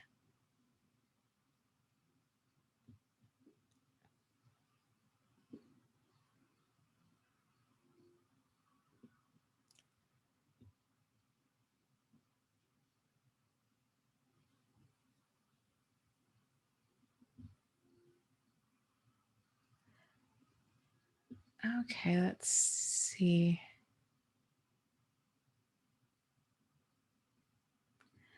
I'm not sure if this was a question directed at me, but I think it's a good one that is worth talking about. It says, can you talk about getting started with self-love and boundaries? I think maybe a good way to start with boundaries is to pay attention to how you feel. So if boundaries are something that's new for you, it's gonna feel awkward, and you might feel guilty, and you might feel mean, and you might feel bad telling another person no, that or not even necessarily no, but just setting that boundary of, I can't do that. That doesn't work for me, or that you're not giving in to what somebody else wants from you, that you're able to assert yourself and say like kind of what your wants and needs are in that situation. It's not comfortable and it does take practice. But a great way to tell if you've had a boundary that's been violated is to pay attention to how you feel.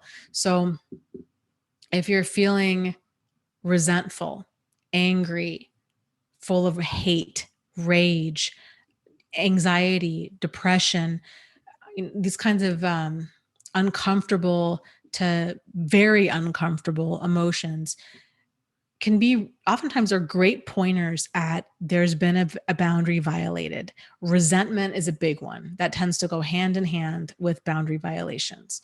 And the thing with boundaries is that nobody knows where your boundaries are except for you.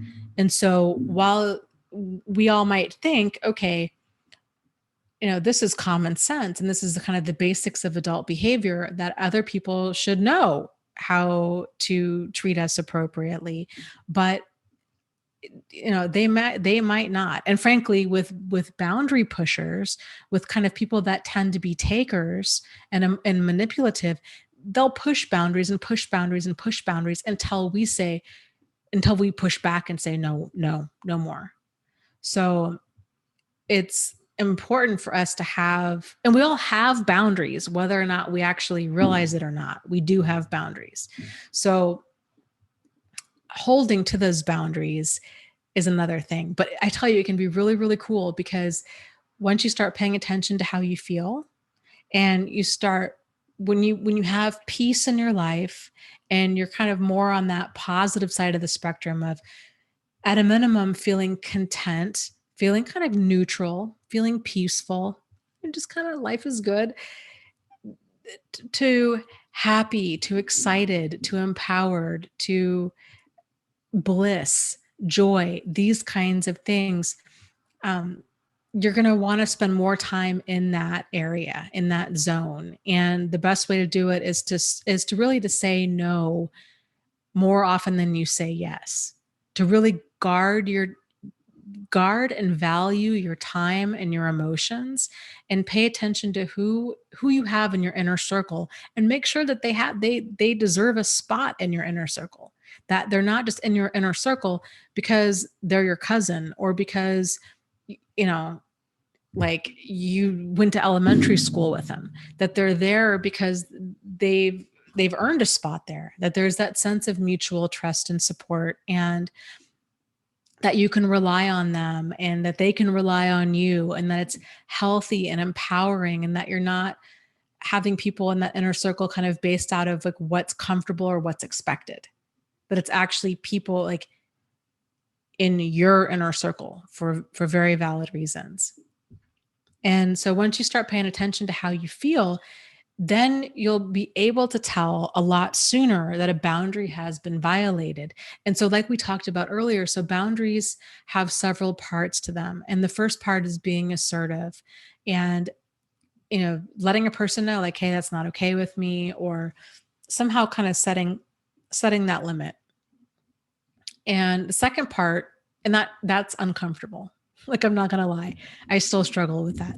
But the more you do it, the easier it gets. So speaking up for yourself is the first part, and which can be scary too, because a lot of times if people are so used to you just being so go with the flow, and all of a sudden you're saying,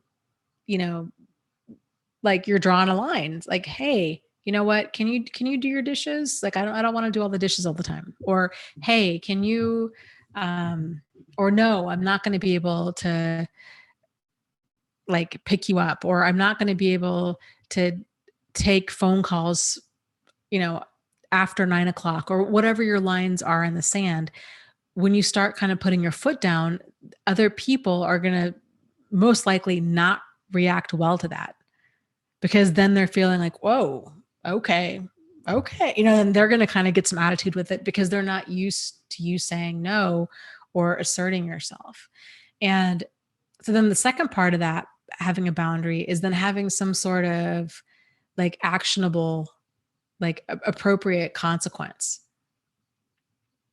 So for example, if you've got a friend And maybe, maybe they are a really good friend. Maybe they really are going through a rough time, but they have this habit of calling you in the middle of the night. Like they're always in crisis in the middle of the night and you have to work. And you're like, this is really kind of sinking me. I've had to call into work before. I'm running late. Like it's sinking me to try to save them. Something's out of balance there. And so letting them know, sorry that you're going through so much. I really want to be there for you. I have got to be in bed by 10 o'clock or I just don't function in the morning. And they're probably going to be really hurt by that. But it's okay for you to not sink yourself in order to save somebody else. And so then let's say they call you a week later, like they're really good. They stopped calling you in the middle of the night. And then they start calling you again in the middle of the night. So the next step might be either you don't answer your phone, you send it to voicemail, you turn your ringer off, you remind them the next day, hey, you know what? I decided like I don't answer my phone after 10 o'clock on weeknights anymore. And that's just kind of like your new rule. Just like your new rule might be, you know what? I don't loan friends and family money. And then that way it's not a them thing. It's a you thing. Like this is my rule. I don't loan friends and family money. It makes it a lot easier to kind of hold that line. And then people, they learn quick. Like don't go ask Dana for money because she's not going to loan it to you. Or don't call Dana after 10 o'clock. She's not going to answer the phone. So, and paying attention to like kind of the results that you're getting and how you're feeling. So if you're finding yourself still feeling resentful or irritated, then that means, okay, something else needs to happen. Like you kind of need to amp that up a little bit more. There needs to be more boundaries set or being more assertive about something to where you're no longer feeling angry and resentful at them.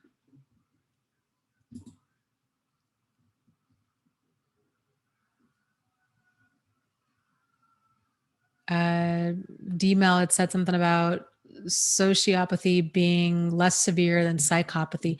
Yeah, that might be the case because it is kind of that whole nature versus nurture. But I will tell you, neither one of them change. They tend to get worse with time, not better. And I've heard a better way that I heard that or maybe not better, but like an interesting way that I heard it described was, narcissists tend to be more of the grandiose kind of like quote unquote that guy or like that gal, right? They're just so over the top. They're peacocks. They're like the peacocks of the personality disordered world. And versus sociopaths really tend to be like that creepy clown. There's that mask of superficial charm and it's that saccharine sweet. Like you kind of get that vibe of like, they're too good to be true. What you see is not what they are versus psychopaths, which, how did they put it? Oh, the intraspecies predator.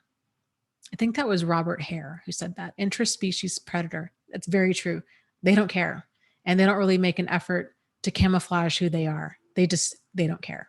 Sociopaths tend to care because they get by with their charm and they're very manipulative and exploitative.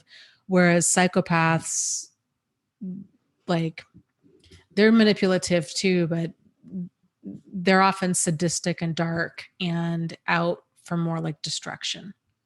They're not as cloaked, I guess, as a sociopath.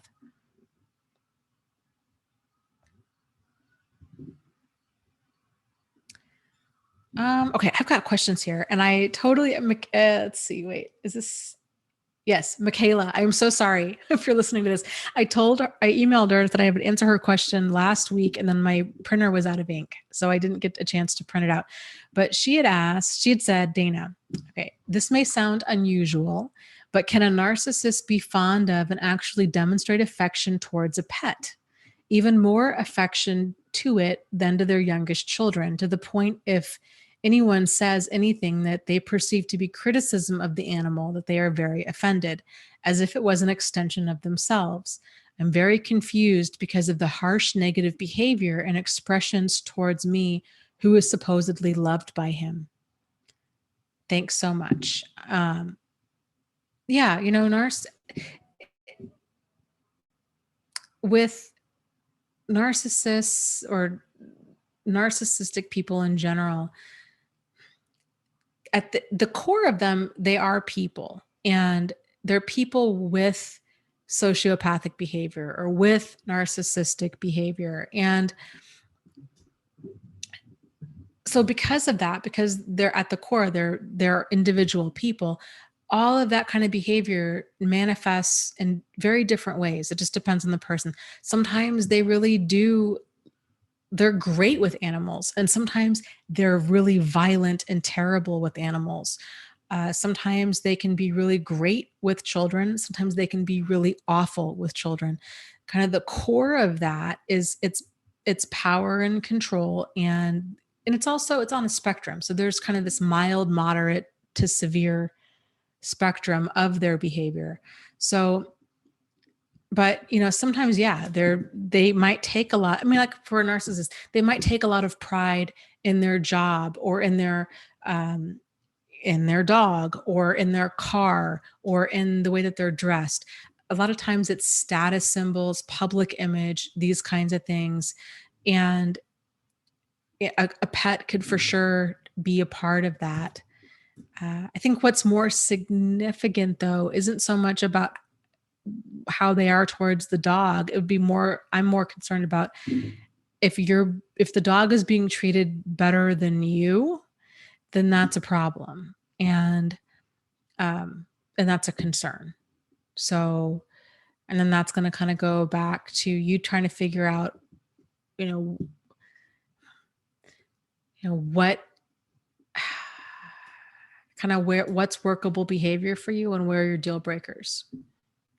Because really, I mean, in a relationship, there needs to be that mutual trust and support. There needs to be that respect, that basic human decency and respect for another human being. You're like in that book that we just read for book club rule, the book club book last month. I really liked a lot of what it had to say about that. And it said, your spouse should basically be your number one supporter. They should be treating you better than they treat their friends. They should have your back. And so if that's not there, then that's a problem. Okay, let's see some of these.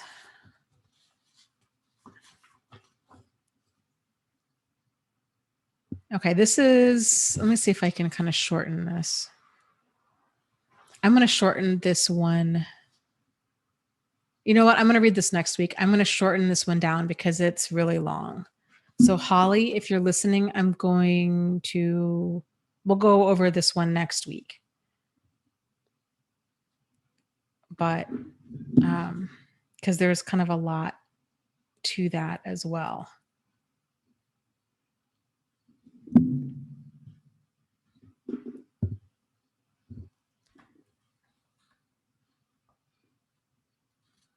Yeah, we'll do that. Let's see. Let me hop in the chat here.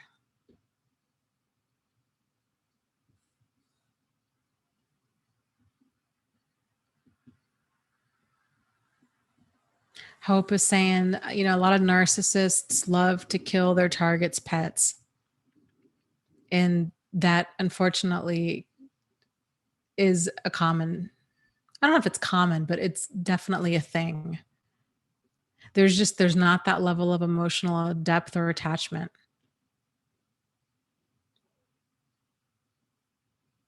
Yep.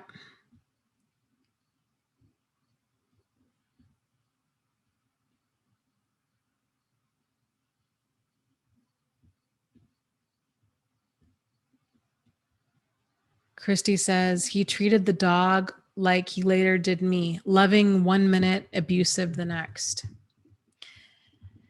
Yeah, it's, when a person runs so hot and cold like that, it's really next to impossible to have a relationship with anybody like that because you're forever walking on eggshells.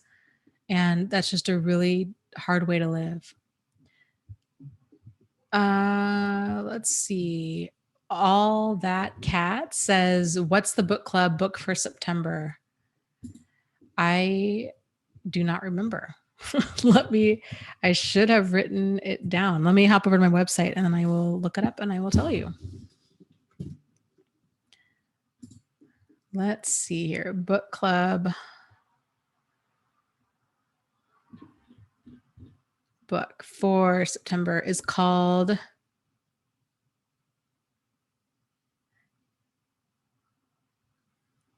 I think we're out of sync still.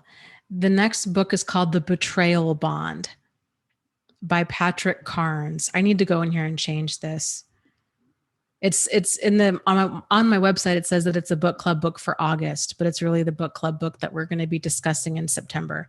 So the next few books are The Betrayal Bond by Patrick Carnes, Necessary Endings by Henry Cloud, then Boundaries and Relationships by Charles Whitfield, Healing the Shame That Binds You by John Bradshaw, and I Thought It Was Just Me, But It Isn't by Brene Brown.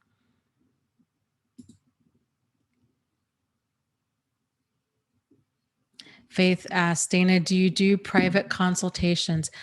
I don't, but I am in the support groups pretty much multiple times a day.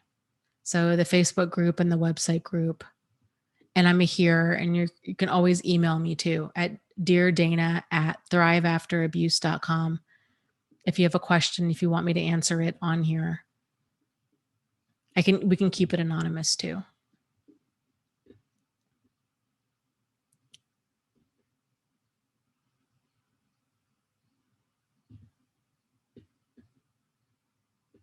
So let's see.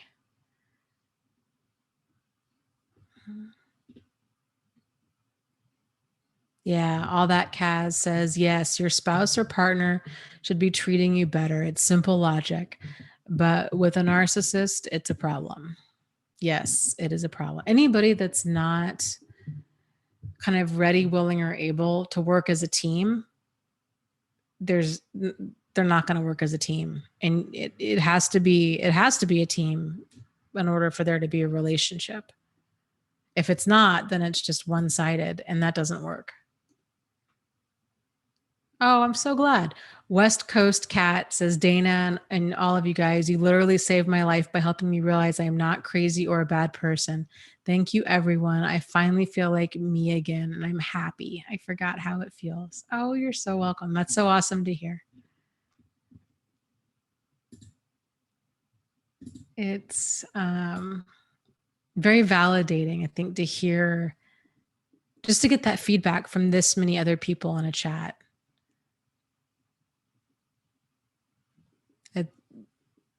So I'm glad that's helpful. I just realized that somebody had made a donation, and I was in the middle of something, and I thought I'll acknowledge it when I was done with that thought. And then it totally slipped my mind. So, and I don't know how I can go back and find that.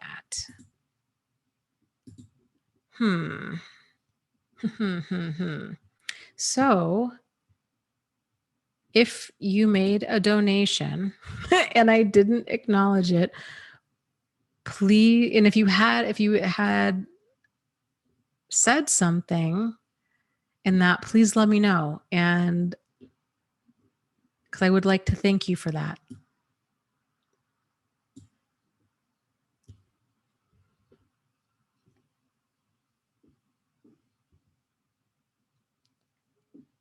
Pander Power says, you literally saved my life too. I'm forever grateful for you in this community. That's awesome. Like,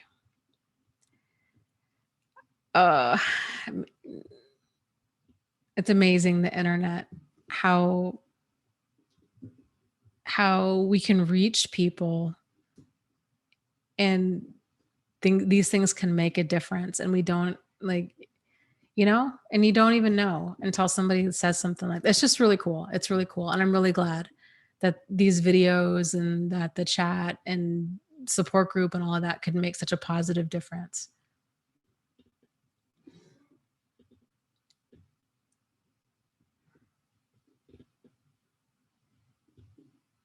This whole experience, you know, it's incredibly painful and it can really make a person feel blown apart inside. But oh, man, it's so full of I mean, I did not realize how much I needed to learn about myself and about learning to pay attention to my intuition and learning about trusting my judgment and about boundaries and all of it. And it's been such a huge evolution that I never knew needed to happen. And I wish that this stuff hadn't had happened to me. And I guess in some ways I do, in some ways I don't, because there's so much that came from that. So,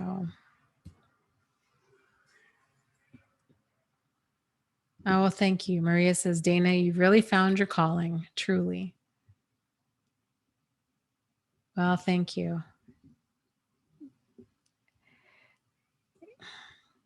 I really enjoy doing this stuff, and I'm glad that it's helpful. It's cool that we have the internet. I mean, I think about where I would still be flailing around out there trying to figure stuff out had the stuff not been on the internet. And I just found a support group. Like, I didn't even find YouTube or any of that when I was going through my stuff.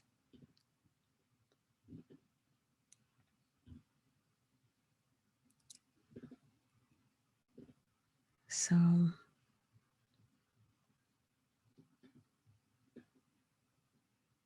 oh, good. Panda Power says, I just bought I thought it was just me on Amazon. I can't wait. I haven't read that book and I'm excited to. So I really like Brene Brown and what she has to say on stuff. So I'm sure it'll be a good read.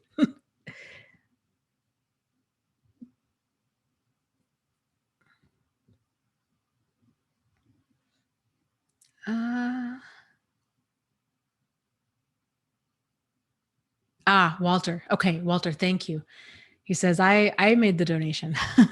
My question was, why did narcissists need supply, especially negative reactions? It doesn't make sense to me that anyone would want painful feelings from another.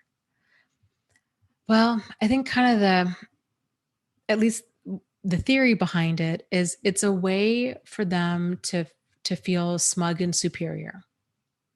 Sort of like the bully, that's picking on a kid in school. And generally, like a bully's going to generally a bully that picks on somebody else has been picked on themselves.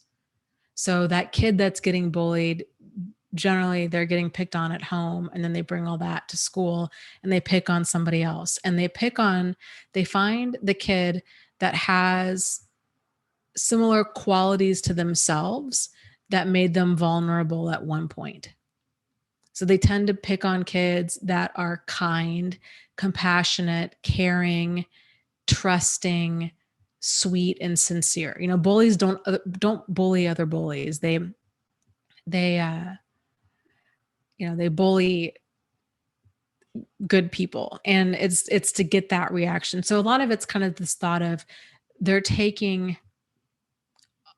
targeting somebody based on all of those qualities that they don't like about themselves. And I think narcissists, it's very much the same way. But again, it's a theory. I think there's a lot of different reasons why they do what they do. I think in short, it's a quick hit. It makes them feel smug and superior to get somebody all riled up. Kind of like the internet trolls that are out there. They go around intentionally being hateful and hurtful to people because it just makes them feel it's a cheap way to make them feel good. I know, I don't get it either. I was talking to somebody, it was one of the admins in the Facebook group the other day, and we were talking about trolls and people that come into the support groups and they stir stuff up and they'll say sometimes really hateful, hurtful things. And we were talking about why, just what kind of person goes into an abuse support group and tries to further berate or belittle or grind down a person that's been through abuse. And the gal that I was talking to was saying, and again, like normal, decent people, like we just don't think about stuff like this because this is not how we spend our time.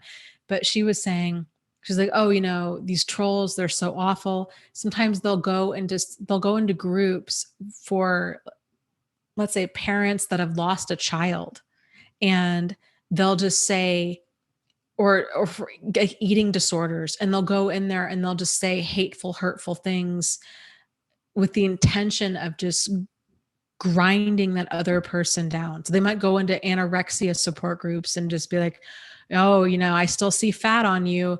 You're not there yet. Got to skip a few more meals, and just plant more insecurity and just henpeck them, push them. It's awful, awful, awful, awful. I think what's important for us is to realize that these people do exist and that they are out there, and for us to be aware of when that's happening to us. And this has been a very kind of big aha. This was a thing in that last book club book of when people, oh, how did it go? Something like, your friends are not people that treat you with disgust, contempt, or hostility. That was very eye-opening for me, because I think a lot of us tend to justify being treated with disgust, contempt, or hostility. And it's now that I realize that, like I read that in the book, it's an automatic deal breaker. Like, no, that's not even in the ballpark of workable behavior for me. To me, that's seeing somebody's true colors. So if you're feeling targeted and somebody is treating you in that way of like bullying, disdain, contempt, hostility, especially if they're supposed to be a friend or family member, that's not how friends and family act. And you would be wise to distance yourself from that person, because they're not on the same team as you. They're not pulling on the same side of the rope. Elbaz says, my ex-narcissist said he was bullied as a kid and now he is the bully. Yeah. Yeah, oftentimes that does happen. And it's so, I have a hard time understanding this, because it's sort of like, I don't get it. Like, then you were bullied, so then how hurtful and awful it is, and how anybody would think, well, I'm going to go out and do that to somebody else, is beyond me. But that's how a lot of these cycles continue. Like a person gets bullied, then they become the bully. A person gets molested, then they become the molester. A person is abused as a child, and then they go on to be the abuser.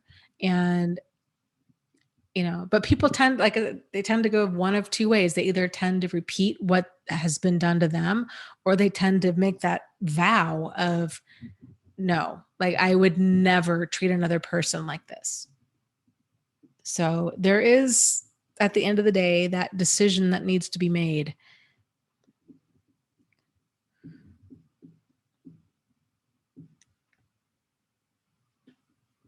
Little Miss says, I just went no contact with a friend 2 days ago because he would make rude, snide comments to me out of nowhere. It was very covert.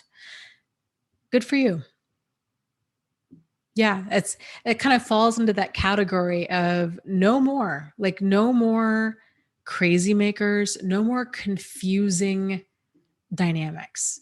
Because that's what that kind of stuff is. It's like those snide little snarky comments. Like, Is it me? Is it him? Am I making too big of a deal out of this?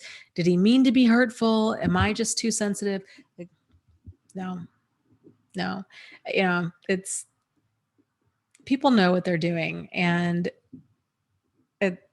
yeah, no time for that kind of stuff.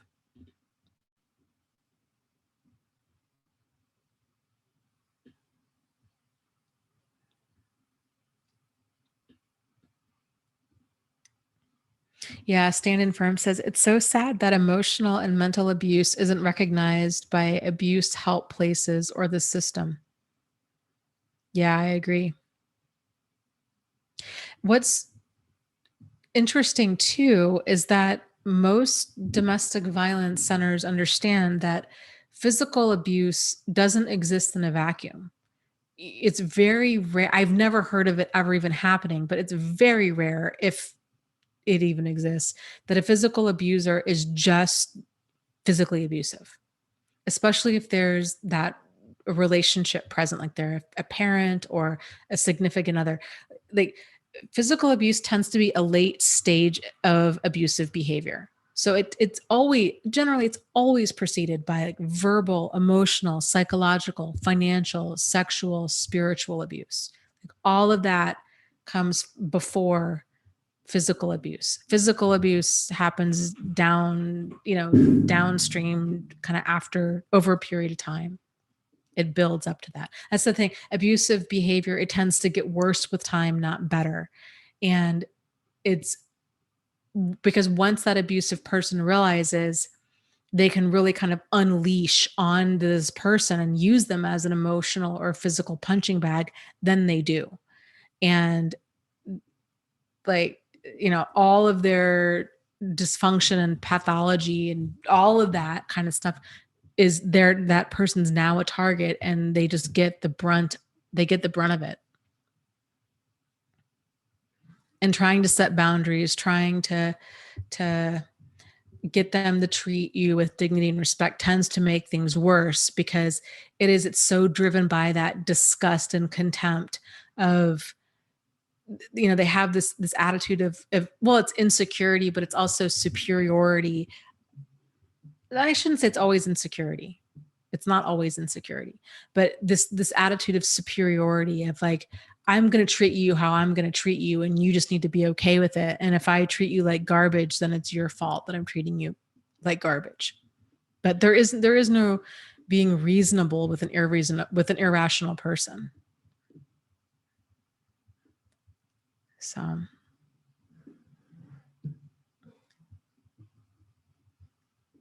but yeah, and I used to work at a domestic violence shelter, and I used to teach red flags of abusive behavior. But all of the red flags that I taught there, it was all more overt stuff, watch out. And it was all geared towards women.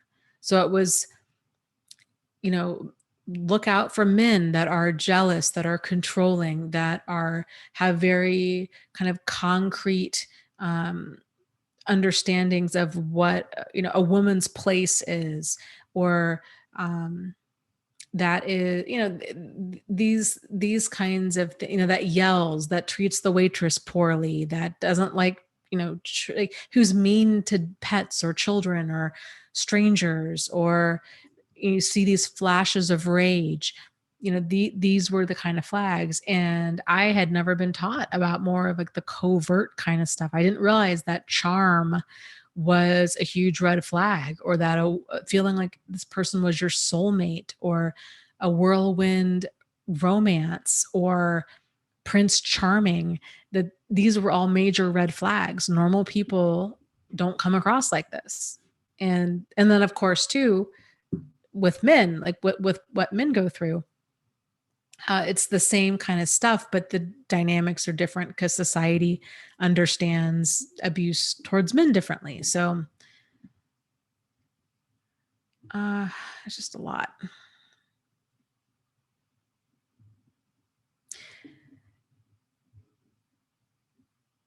Missouri Cowboy says, Dana, do you have any pointers on seeking a therapist that is qualified and educating, or I guess kind of on therapy having to do with narcissistic abuse?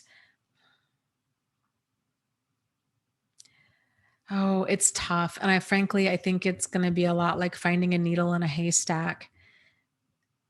For starters, you might have more luck using terms like emotional and verbal abuse. Narcissistic abuse isn't, it's not commonly known, and it's not commonly referred to as that. So using terms more like emotionally abusive or psychologically abusive relationship, um, I would ask some questions up front before you even potentially waste time, even in that first appointment, doing this whole intake. I would see, are they familiar? Because the thing is, here's the challenge with this is every therapist is going to tell you that they're familiar with personality disorders and abuse. But the reality is that the vast majority of them are not, but they think that they are. That's the kicker. So even if they've had a lot of training in it, I mean, like I said, I have had a lot more training in abuse and trauma and crisis than the vast majority of therapists out there. And even still, the training that I had was grossly inadequate. And everything that I've really learned has come from support groups and reading books. I mean, I read a lot about this. I still read a lot about this. I read at least a book a month, and I have been for several years now about this topic. So anyways, I would ask them up front, um, if they're familiar with emotional and psychological abuse, and kind of how, I don't know, what would be some good questions? Like, do they feel that communication is the solution to everything? Or do they understand that some people, like, how do they feel about abusive people? Like, are they going to encourage you to do what you need to do to stay safe and sane? Or are they going to try to push you into, forgiving and forgetting, and, communication is the cure all and it's all about family, and that kind of stuff? Um, and a lot of it's just rapport, even if a therapist isn't super familiar with this, if they're open to it, and sometimes it can just be really helpful to just sit there and talk and have somebody listen for an hour and to just feel validated. But it can be different. It's like finding a good person in any profession. There's that 10% out there that are just absolutely awful. There's 10% that are worth their weight in gold, and then there's kind of that 80% that are somewhere in the middle. And unfortunately, it can be a lot of trial and error.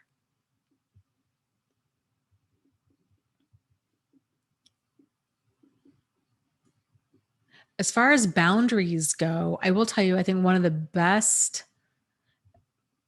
things out there, and it's free, are coda groups, or oh, not, is it Al-Anon? Al-Anon. There's Al-Anon groups and there's coda groups, and the coda it stands for Codependence Anonymous. And those groups, they're like a 12-step program like anything else, and they're very much run the same way, where they have a big book that they read from. It's all about people, discuss boundaries. There's tends to be more of that focus on dealing with an addict or an alcoholic, but I think you can take out the word alcoholic and addict and replace it with manipulative person, and it's a lot of the same stuff.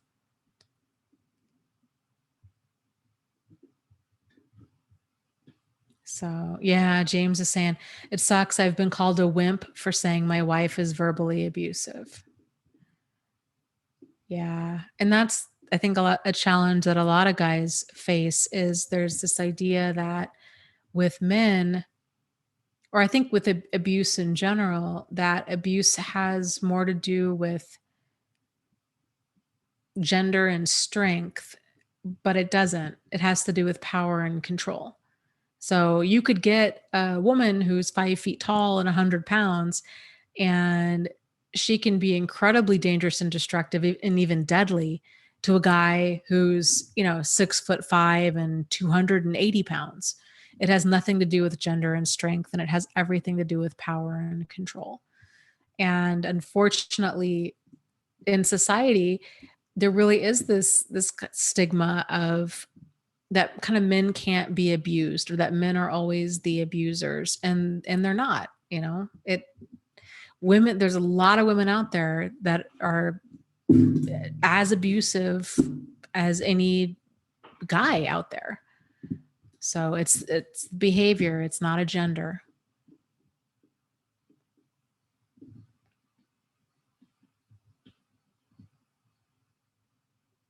Yeah, Christy says, I made the mistake of going to a church counselor. He wanted to do marriage counseling and have everybody kind of kiss and make up. Yeah, and it's again, like, it's so hit or miss. Like, there's probably a lot of church counselors out there that might have a really healthy understanding of deal breaker behavior, and realizing, okay, it's not all kumbaya. And frankly, in God and Jesus, there's a lot of talk in the Bible about evil and evil behavior and steering clear of it and using spiritual discernment. And it really bothers me how, I mean, this stuff just isn't taught. And people are, if you're a normal, good person, there's this idea that everybody else is normal and good too. And if they're not normal and good, then somehow at the core they are. And just kind of give it enough love and understanding and therapy and religion and rehab that they can eventually become that good person. And it's like, no, sometimes people are just rotten at the core for whatever reason, you know? And it's important that we see it for what it is, and to not justify it. It's really re-victimizing to other people.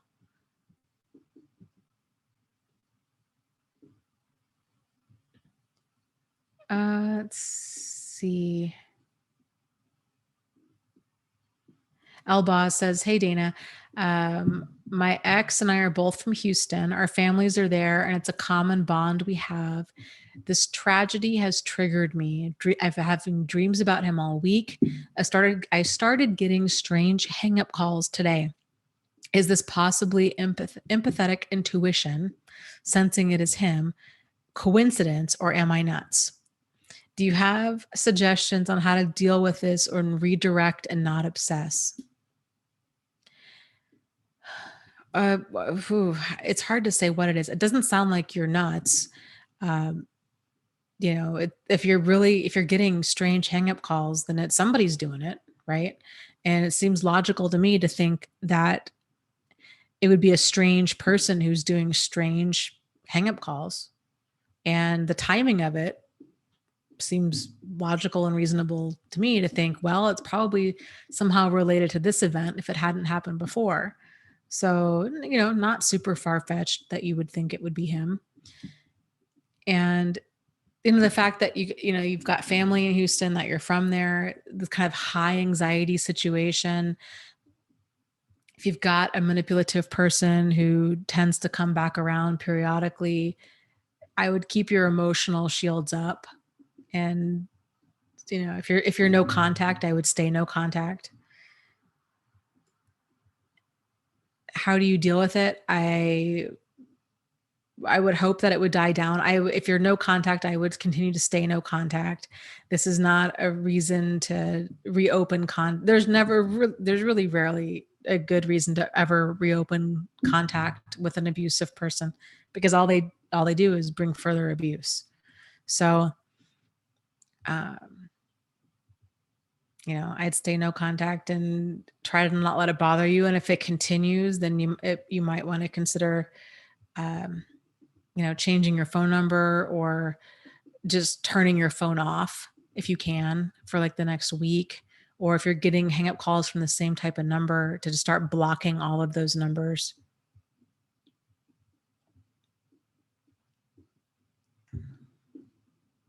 And hopefully, if it is him, he'll get the hint. Yeah. Truth Seeker says, yeah, just like a sales call. LOL. Narc hang up call. And then you block. Yep. That number just doesn't even bother you again.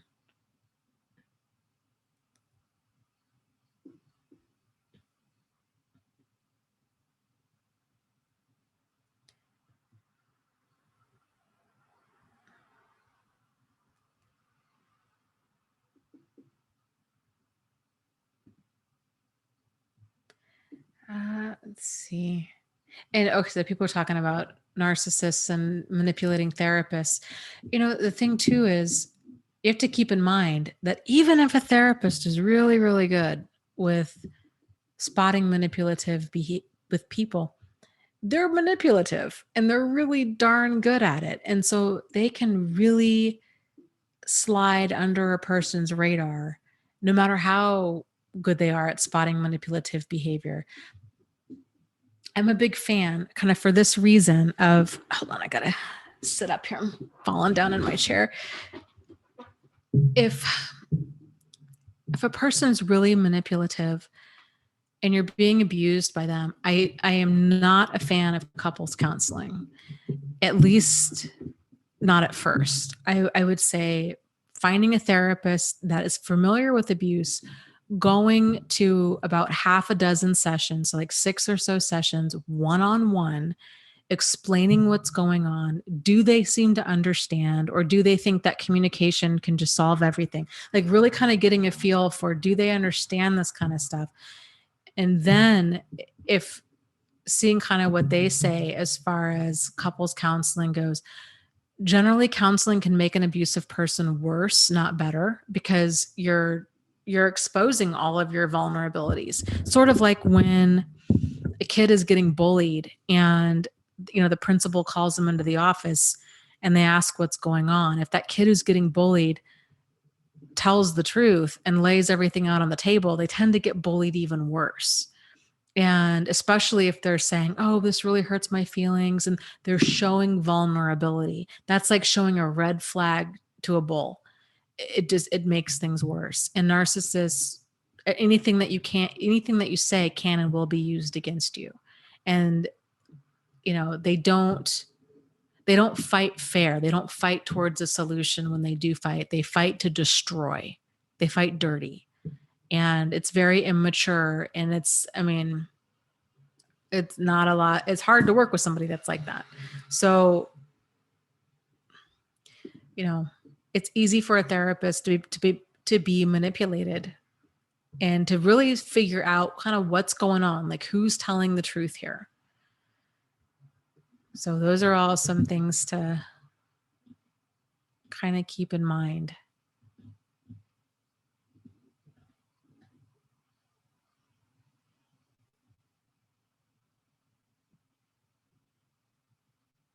Yep, that's very true and very insightful.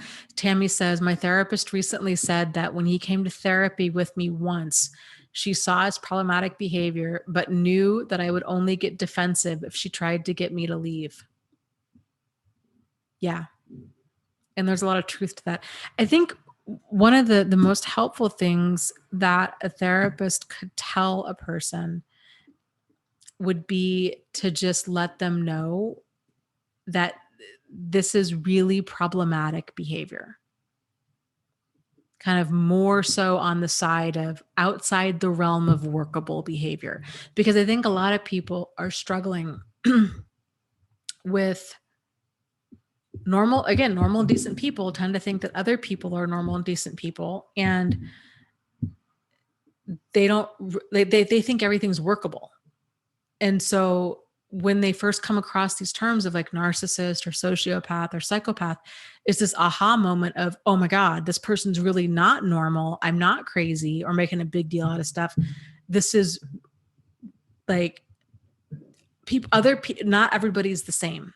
And that's very eye-opening. And that's a huge, it's like the missing piece of the puzzle of, or at least it's the missing piece of a brand new puzzle, I guess, because there's so much more to it. But it's that validation of what you're experiencing is not normal. It's not workable. And, this is really problematic stuff. Like if you want to try to work on it, that's fine. But just realize that not everything out there is fixable, and you need to get a really solid idea of what your deal breaker stuff is. And if you are going to try to work on this stuff,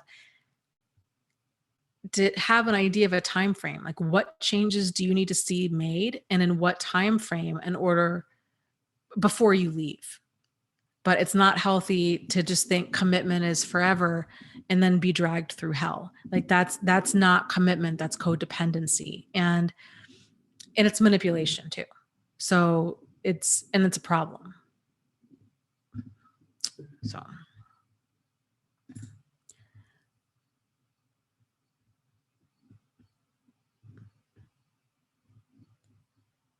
and of course, two narcissists can do a really great job of making, their individual issue a relationship issue.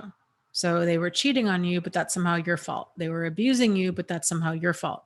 Everything is kind of somehow not their fault. Or if they do have accountability, and you can tell because they're not sincere, but they'll feign accountability, but then the same stuff keeps happening over and over again.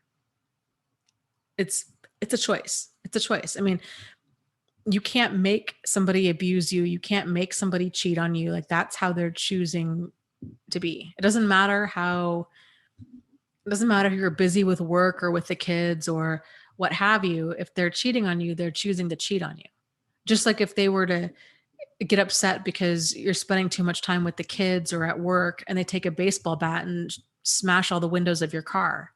Like that's how they chose to deal with it. Doesn't make it okay. But it's interesting how, if you think about problematic behavior in terms of that, like how people are so oftentimes so like willing to justify cheating. But if they did anything else that was destructive like that, then it would be like, wait, that's nuts. What are you doing? When the reality is cheating is just like that. Like it's the same thing as taking a baseball bat to your windows and just smashing stuff.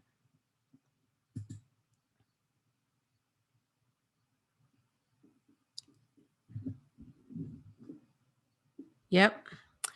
Missouri Cowboy says there's no excuse for abuse. There is no excuse for infidelity. Yeah. There's, a difference between, communication issues and character issues.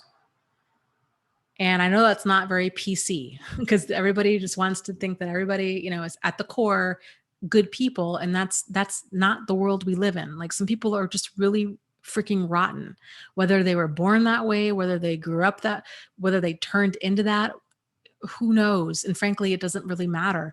What matters is, does this person have a moral compass?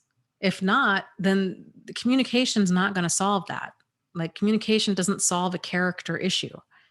Person either has a solid sense of right and wrong and what's appropriate and how to navigate through like moral decisions in life, or they don't. So I'll just save you a lot of time and money. Communication does not fix character. So YouTube changed the format of all of this, and I'm just so totally lost. It is 11:17. How long do we normally go? We start at 8:30, which would mean we end at 11:30. Okay, so we have 12 minutes. Good deal. Yes. Yes. Yes. Yes. Okay.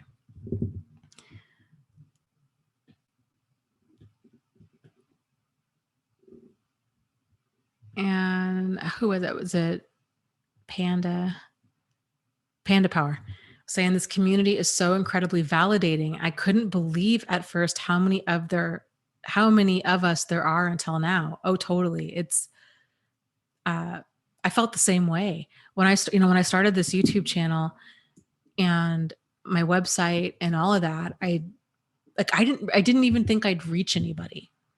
I mean, I'd put out a few YouTube videos before on like totally unrelated stuff, and they got, I don't know, like 30 or 40 views over like years. And so that was just, and those were on totally unrelated stuff. Like, embarrassing, super cringe, like super cringy. But anyways, I that's kind of what I thought. And so when I began getting a lot of views and people were joining the support group, it was completely overwhelming. Like I really felt like a responder, like a first responder at the scene of a really bad accident that just everything, the cars just kept piling up. And I just could not believe how many people were impacted by this. And it just kept coming. Absolutely overwhelming and just shocking. I had no idea. Again, my background, I was a psych nurse for a while, but before that I worked at a domestic violence shelter. And at the shelter, at any given time, our max capacity was 14 women and I don't know, maybe 6 or 8 children. So that was the most amount of people I had ever worked with at one time regarding abuse. And here, there's 144 people watching this right now. And there's 50,000 people in that one support group that I have. So it's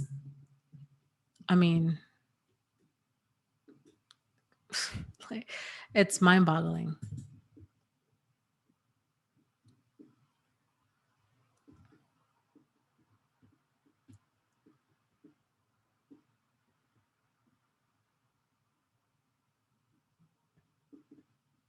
Yeah.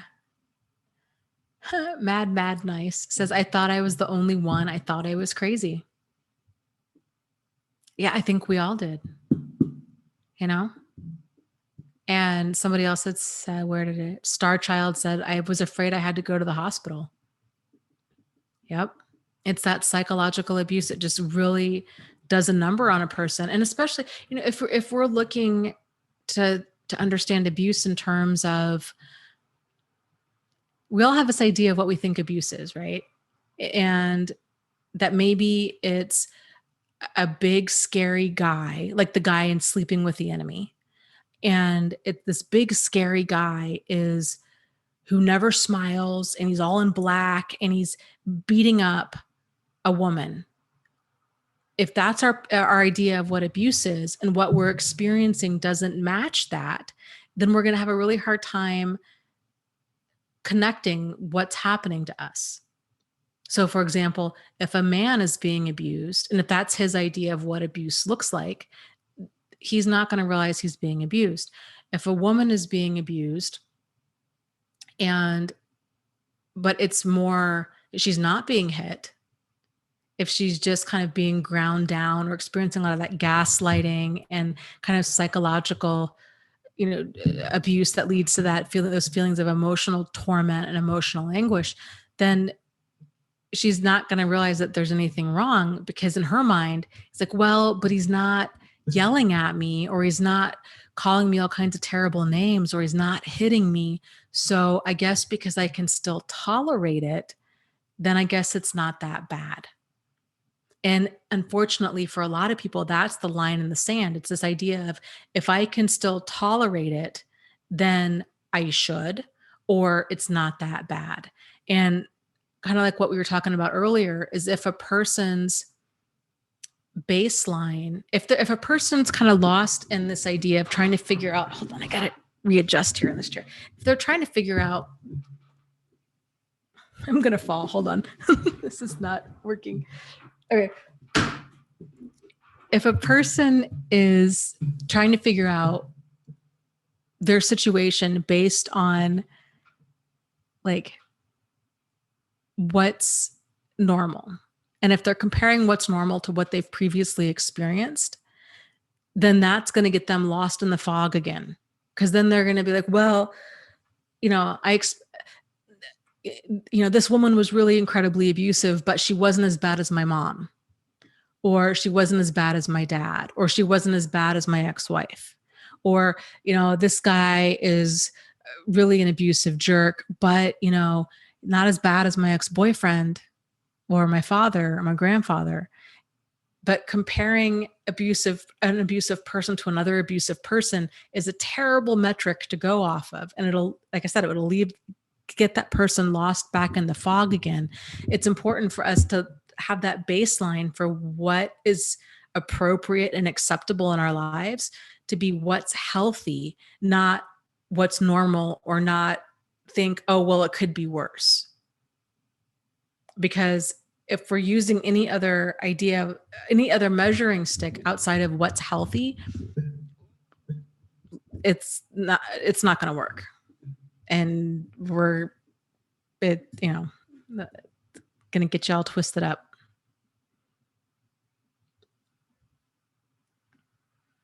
Yes. Faith and Peace says the best part of this experience is that now I can understand what toxic behavior looks like for a covert narcissist or a sociopath. And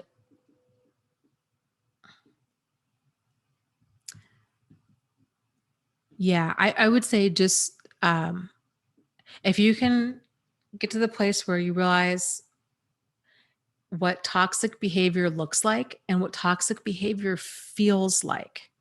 And really it boils down to making the declaration of that you value your emotions and you value peace in your life and you value your time, and that you don't have time or energy or the desire to have crazy makers or confusing or controlling people in your life.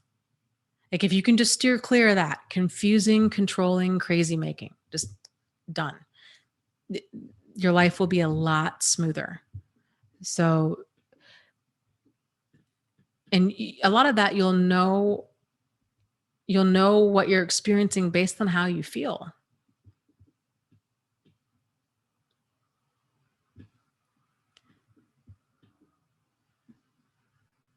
Yeah, interesting. Little Miss says, yeah, I pictured a trailer park in poverty when I thought about abuse. My ex was wealthy, so I didn't think it was abuse, I guess. Yeah, that's very common. I mean, everybody's kind of got their idea of what an abusive person looks like. And it's very rarely the case. It's sort of like everybody has their idea of what a gay person looks like. And the reality is, there's lots of people out there that are gay that you would never guess are gay. I mean, sure, there's people that are more stereotypical, right, looking or acting, but there's lots of people out there that you'd never guess. It's the same with abusive people. And that's another thing that's so hard for society to understand, because they're like, well, no, that person's, I know that guy or that gal, and they're so funny and likable. They're not abusive. But again, like now you're getting stuck in their understanding of what abusive behavior is and how it goes down. So it's a lot. It's frustrating and it's crazy making. Truth Seeker says, I wish there was a good technique to stop word salad. I know that in a professional situation, I can say, let me see if I understand you correctly, and then pull out a notepad and pen. Yeah. And again, it kind of boils down to if a confusing situation can't be resolved in a short amount of time, then you're generally being manipulated, and you're dealing with somebody who's not trying to seek a solution. They're just trying to get attention or be a crazy maker. In the book, The Respect Me Rules, they talked about, dealing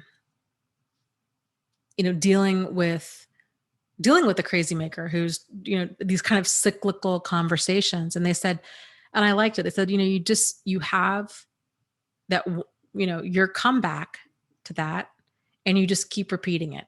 You don't play the game. You don't try to rephrase what you're saying. You just stay on track. Like I asked you, what time were you planning on being home tomorrow? Or who was this woman? And you don't deviate, you don't try to reframe, you don't let them drag you down that merry path to madness. You stay on topic. Like, I asked a very simple question: who is that woman? And if they're like, oh, I can't ever trust you, you're jealous, you're crazy, you're insecure. Interesting.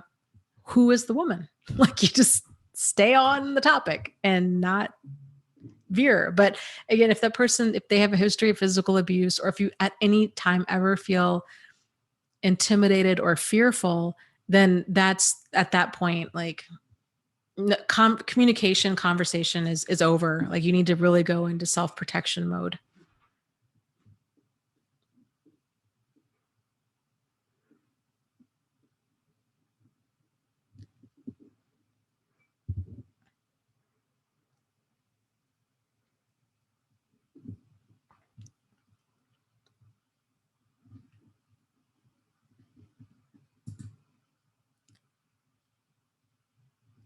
It's a great question. Faith and Peace says, Dana, how long did it take for you to be at peace with what had happened to you? I think it was a process, but I think what helped, I don't know. There's so many things. I think what really helped the most was to give my pain a purpose. And so, you know, I guess I kind of view myself as more of like, I don't know, like an advocate or like a nurse educator, I guess, in all of this. So, like, I loved working at a domestic violence shelter, and I loved teaching all this stuff. So, um, making what happened to me, giving it a purpose and using it to help others has really, really helped. And I think too, realizing that even though Steve and Jack caused me a lot of pain in my life, the reality is, if it had not have been them, it probably would have been two other people. Because there were a lot of things within me. I mean, I was very quick to trust other people. I was very out of tune with my feelings and my gut instincts, and um, boundaries were awful. There were so many. It was like, kind of felt like a walking time bomb, and I didn't even realize it. So, kind of realizing that I had a lot of stuff that I needed to work on within me helped me to really release a lot of that anger, and gave me something more to, um, gave me a way to kind of channel it, I guess. Not saying that that's okay, or that, you know, I would want to repeat any of this again, but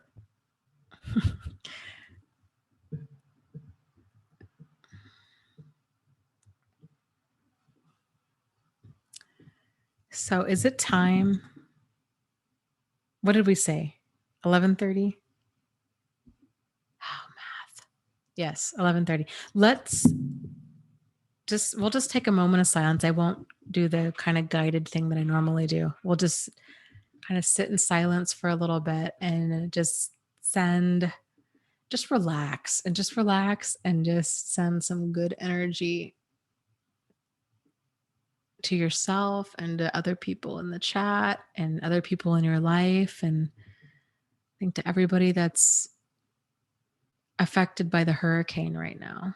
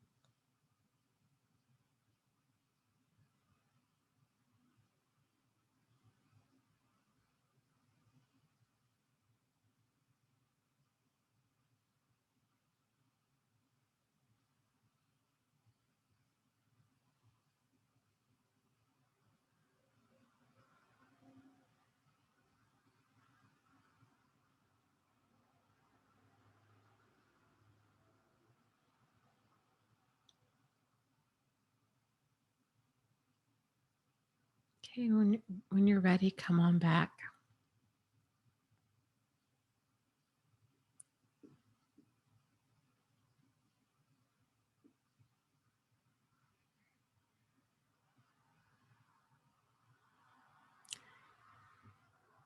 So thank you guys so much for joining me and for participating in the chat and helping to give other people clarity and validation.